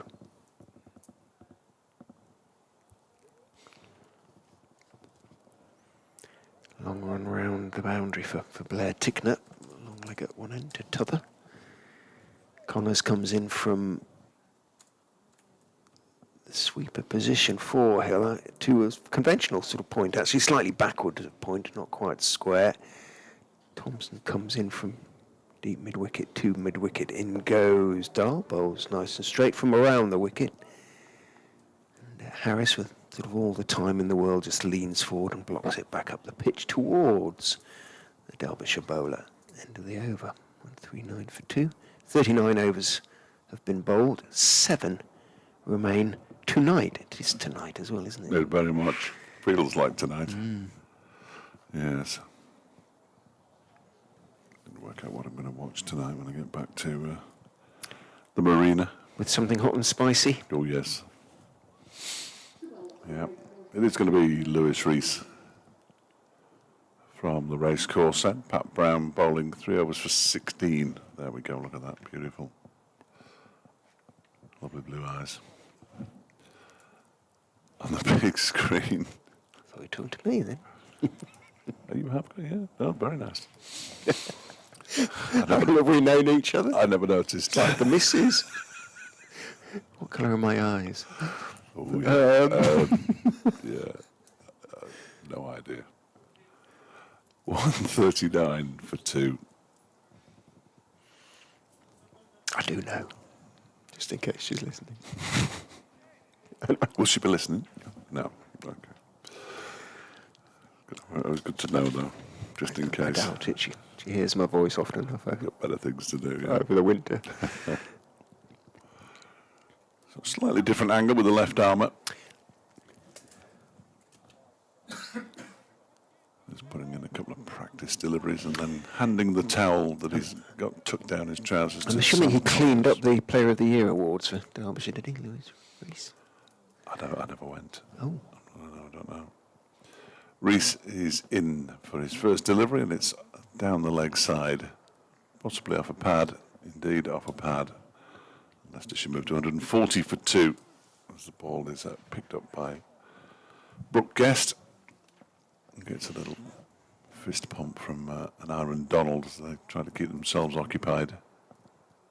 He just moves his mark back about 1.5 inches. Lewis Reese. With a very severe haircut. It is, isn't it?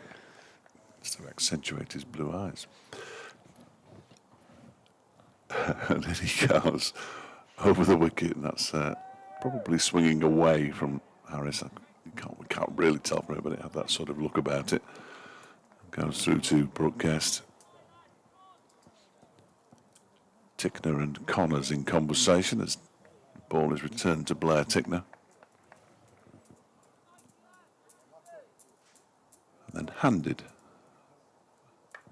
very gently by the New Zealander to Reese, who's on his way in again. Past umpire Hartley, and bowls a full delivery, sort of floaty attempt to get it under the bat of Marcus Harris. It'd probably take a bit more than that. At this stage of his innings, he's been allowed to reach 64. With those drops earlier on today, Derbyshire have held on to a slip catch since then now. Get rid of Louis Kimber for 10. Here's Reese bowling, and that one is guided out towards the point boundary where Pat Brown is patrolling. Harris moved to 65, 141 for 2 as that watery sunshine comes back out. There's supposed to be a heat wave on the way, I think. When? About June 2025, as I understand it. Yeah, it's a good question. I'm not sure I can answer that. I'm not sure anybody can answer that. There is there's high pressure coming in for the weekend, which is going to keep it dry, apparently. Which is good news for tomorrow and Sunday as Reese bowls. And that's guided on the bounce past a diving slip fielder and Aaron Donald towards a wide third man. When Madsen chases it down, flicks it back for Anuj Dal, and they get through for a couple more runs. Hill moves on to 26, 143 for 2. Partnership up to 49 off 11 overs. One ball of Lewis Reese's over remains. Actually looks quite nice, quite picturesque now with those dark clouds in the background and the sun shining on the county ground. Picturesque might be over-egging it, but It doesn't look unpleasant. It looks dramatic. Those trees look really good, don't they, behind the... Starting to come into full leaf. Yeah, about time. Final ball of the Reese over is defended by Hill. Out into the offside, picked up by Harry Kane. So Lewis Reese, the 5th of the Derbyshire bowlers to be used, and there are plenty more. David Lloyd, who didn't turn his arm over at Cardiff, and of course Alex Thompson. Will we see him before the end of the day? 65 to Harris, 26 to Hill, 143 for 2 with 6 overs to go today. I didn't think we'd get anywhere near this many overs in this little session. As you pointed out, sort of half a day's play, really, and close to it in the end. If we get to these last 6, and there's no reason at the moment why we shouldn't. Harris looks around him. It'll be dark when you get home now. Ready. Round the wicket comes Dahl, bowls on off stump. Harris just leans forward. How lovely it must be to have so much time. The green. I can't imagine it. No. Pops it down. Backward a point. Donald jogs out from that third slip position to do the fielding and send the ball on its way back to Anuj Dahl. Gets on with it, Dahl, which is always good to see. Not just in his run, as well, his walk back. It comes in and bowls full, inviting the drive, but but it's blocked rather than driven into the big gap with the sweeper out there on this sort of point in front of point boundary. It's a fairly comfortable single for Harris, easy scoring. And he takes advantage, picks up a single, moves on to 66. David Lloyd is now warming up. We haven't seen him bowl in red ball cricket yet, but he looks like he's about to. He's very purposeful, isn't he?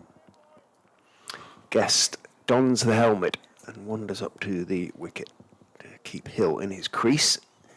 As Dahl back over to the right-hander, a little bit wide, cuts. That is the Lewis Hill favourite shot. It's dribbling its way down to the third-man boundary, but has enough to cross the ropes with Brown jogging in pursuit, knowing it was always going to get there. So Hill has been very positive since he came in. He's already on 30. And looking good for it. 30 off, 36 deliveries, 4 falls.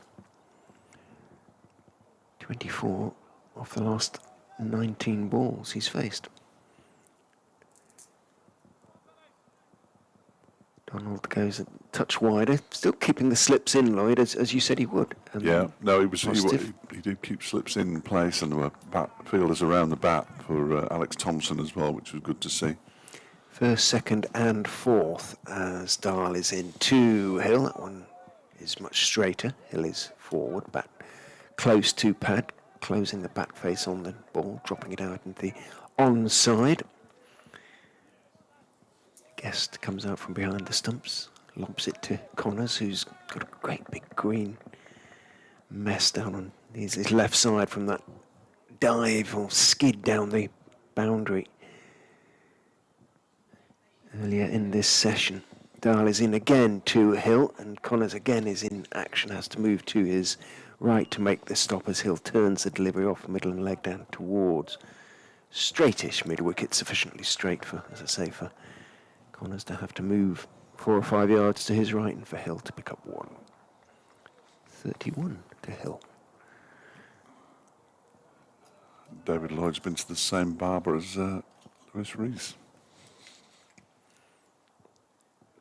Back round the wicket goes Dahl to Harris, very wide outside off stump. Harris about to reach for it, thinks better of it, and well, it swings away. It must have done so just after passing inside the white line, because it is not signalled wide by the umpire, who perhaps too fancies something hot and spicy before too long. I'm starving.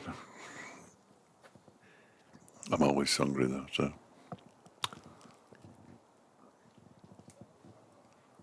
Lewis Rees to continue from the racecourse end. Just listening to the preview now so that I can get the old 6:30, and it's probably likely to be 6:35, I would have thought. But 149 for 2. Rees on his way in then, and bowls. That one is driven very nicely, but a good bit of work from Sam Connors, and they scampered through for a single actually. Connors moved quite quickly away to his right, but another big scar in the county ground turf. There is a scar, if you're watching on the stream, just to the right of the pitch as Lewis Rees is bowling. One of the wheels appear to get stuck on the covers when they were dragged on earlier today, and just gouged a bit out of the grass. As Rees is in, and that's played away from his body by Harris down to backward point. He moves on to 67. 151 for 2. We're talking about the lack of FA Cup replays on Sportscene preview at the moment. Rees in again, and bowls turn into the leg side by Hill, straight to Pat Brown.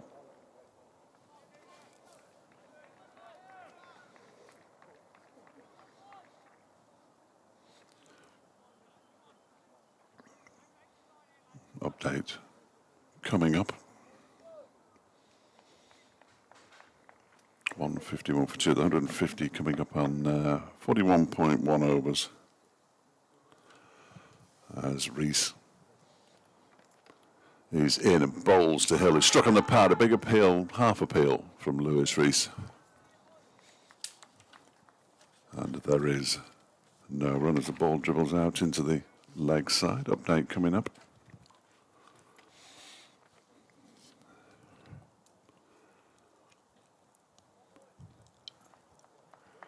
Yeah, we're counting those overs down now, Dom. 4 overs and 2 balls remain in the day's play. Looks like we're going to get them as well. The worst of the dark clouds seem to have passed, and the sun's been shining in the last few minutes. Leicestershire have moved on to 151 for 2. Now make that 155 for 2 as Lewis Hill goes on to 36. And he doesn't actually, it's been kept inside the boundary, so he just picks up a couple. He moves on to 34. Marcus Harris, the Australian, he's on 67. The partnership's worth 59 now off just 78 deliveries. Derbyshire paying, really, for dropping Harris 3 times earlier on today, all at slip. He's moved on to 67, as I say, in Leicestershire. 153 for 2 with 4 overs and 1 ball remaining.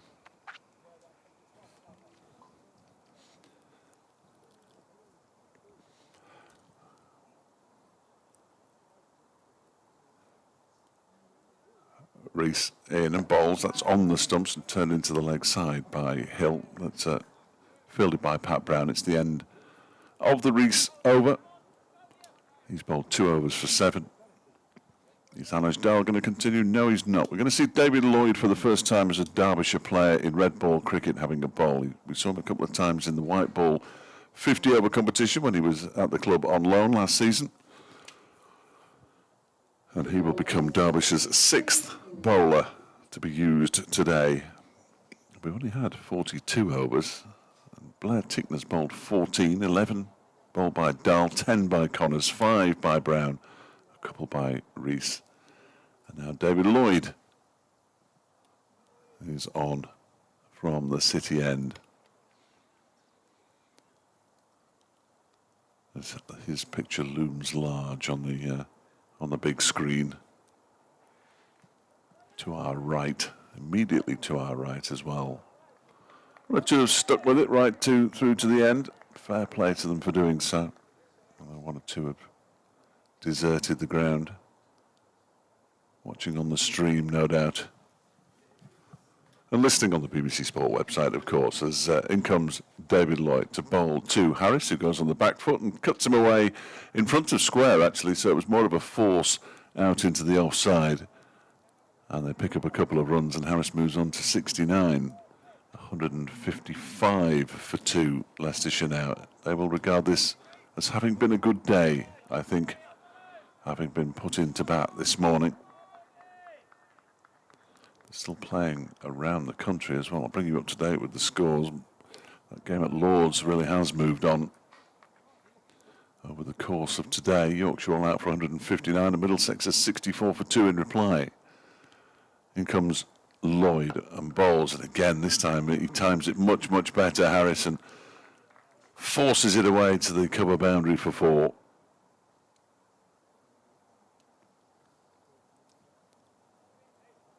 So back-to-back boundaries of David Lloyd. I thought the first one was 2. I have to say, I'm not entirely sure what's going on here with the scoreboard. Yeah, the first one was 2. It was a no ball as well. I'd missed that. My apologies. So he has in fact bowled 1 legitimate delivery and conceded 8 runs. David Lloyd, which is far from ideal. It has to be said.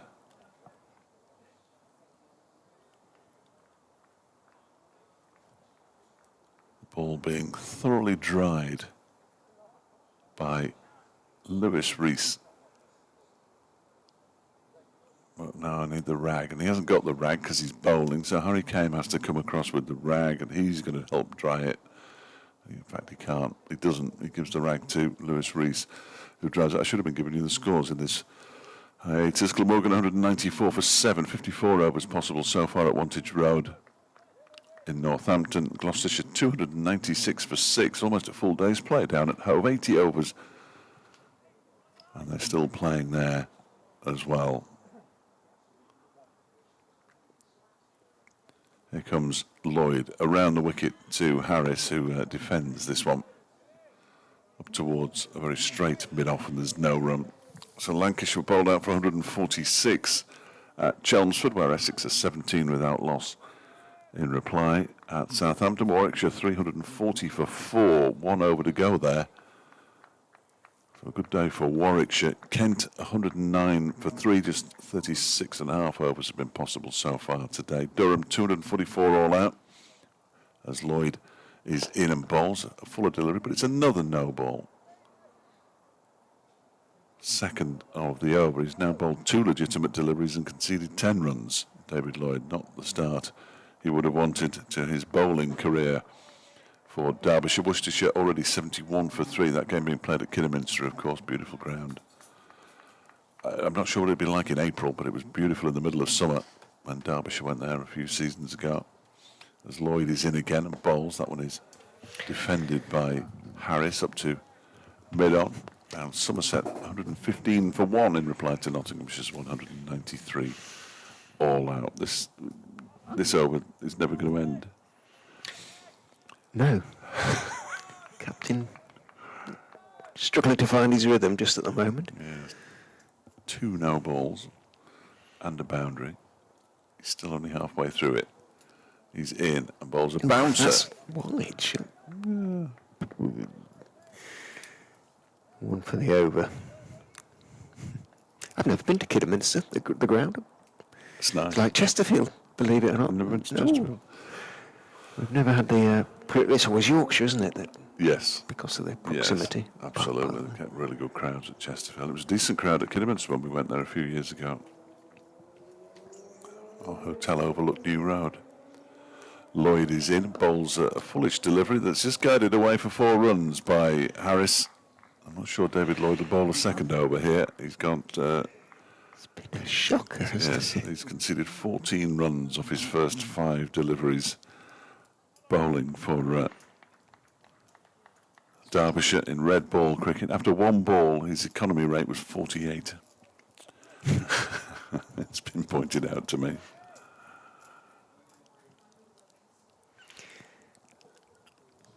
They're picking on him with the umpires. 2 no balls.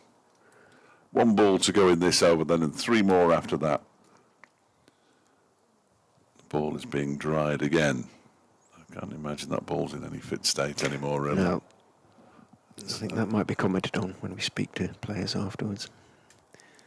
Next delivery is driven by Harris. He didn't time it. Harry came almost went down too early. And then the ball is stopped by the Derbyshire opener. So the David Lloyd, he's been put out of his misery. The first over he's bowled for Derbyshire in red ball cricket comes to an end. 14 from it. Leicestershire 167 for 2, 34 to Hill. 77 now to Harris. 3 to go. The first of which will be bowled, obviously, by Lewis Rees, who has bowled relatively respectably. 2 overs just for 7. Little bit of swing at a fairly gentle pace. Hill, who's been busy in going to 34, awaits as Rees is in, bowls to him. Hill is drawn into just pushing at one that is pushed across him, and he's cross with himself, stalks off towards short leg, and I suspect berates himself silently. Could easily have just nibbled that one into the gloves of Guest.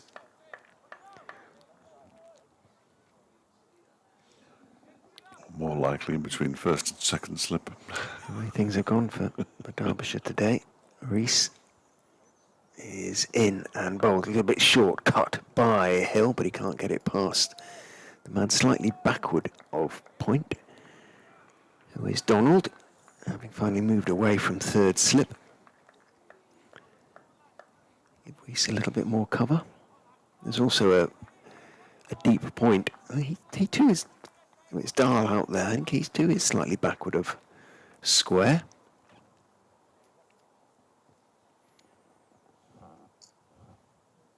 Rees in, passed on by Hartley, bowls. Full swings, and Hill, who was looking for the drive, was drawn into it and just got enough inside edge onto it to keep it out. Could easily have overreached himself and been bowled there. Didn't. It's good over from Rees. Hasn't got pace, obviously, but he's got guile, and he does swing it like so many left-armers.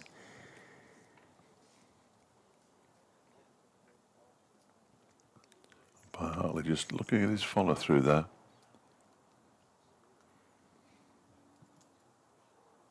Rees is in. He does. Oh, yeah, he does actually run down the pitch. That was defended out into the offside by Hill. He had me looking at Rees's follow-through. He gets very close to the stumps coming over the wicket to the right-handers, very close, and then he really did follow through down the pitch there.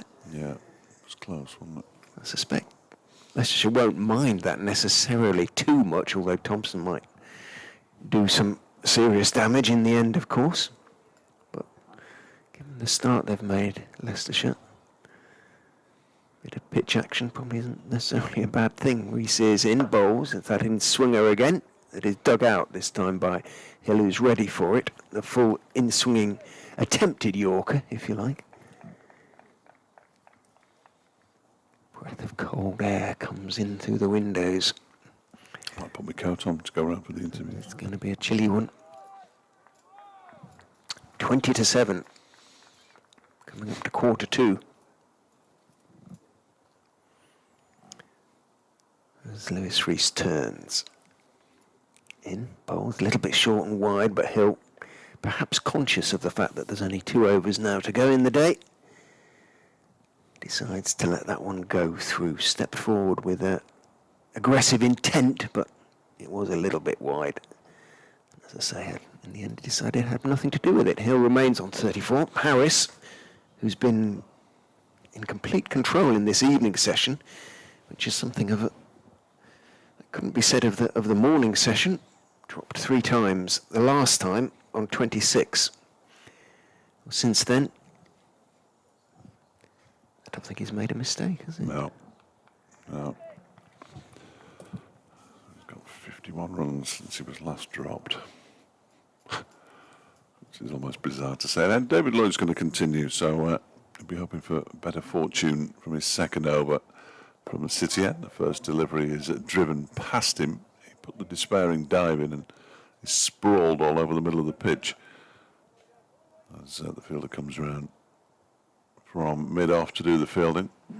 Sam Connors, who finds himself much closer to the bat than he has been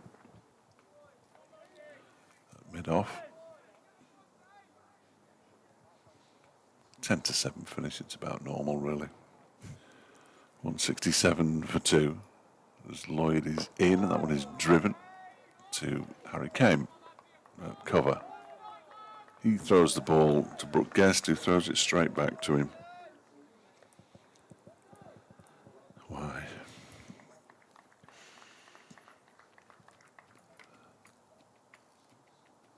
Especially when it's this time of the evening.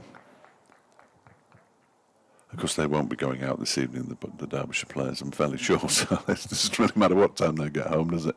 As Lloyd bowls, and it's played straight back to him by Harris. He actually flicks the ball out of the back of his hand towards the stumps, misses them, hoping to try to catch Lewis Hill out of his crease, but it didn't really matter whether he was in his crease or not.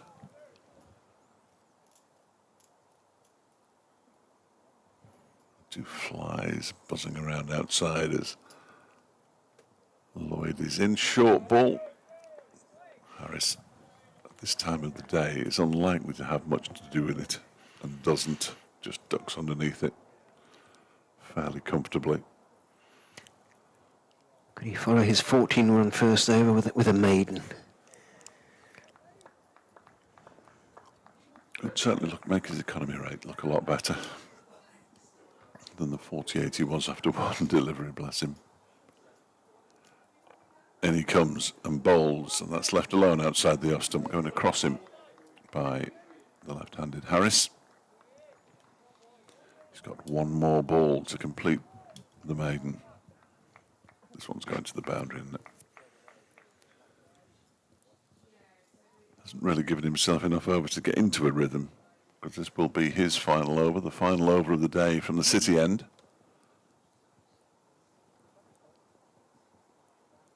And here he comes past the umpire, bowls, that's left alone. Goes through to Brooke Guest. Sam Connor's got a bit excited there. And it is a maiden, so he's now bowled 2 overs, 1 maiden, 0 for 14, David Lloyd, and Lewis Rees will bowl the final over of the day. I imagine that's if we get through it. The umpires are just consulting. I think they basically said, we'll get through this over and we can all go home. I'm not entirely sure what they were discussing. It is gloomy. It is.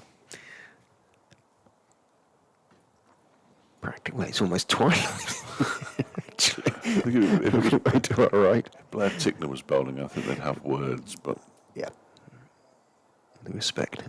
Lewis Rees isn't quite as quick. In he goes and bowls 2. Hill is turning it out. He wants the single. It's going more or less straight to Tickner. It's a good throw from Tickner on the bounce to Guest, who takes off the bails. Hill sent back rightly, and a sort of gesture from Harris. What are you about? I suggest, and Hill raises a left hand in apology. We just wanted to get to the other end and let Harris play the over out. that's good of him. Come on, Skip. Rees is in and bowls. That one swings in towards Hill, who's just suddenly looking a little bit sort of troubled by that swing in, and he gestures with his right hand.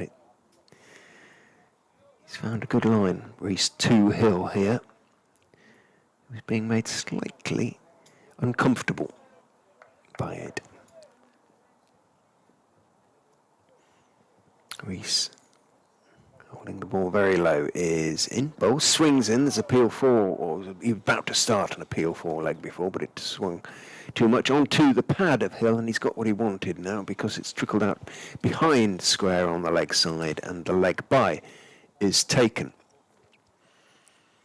Rees is getting some nice late movement here through the air. Yes, you can imagine him opening the bowling tomorrow, can't you? If he can get the ball to move as much as it appears to be.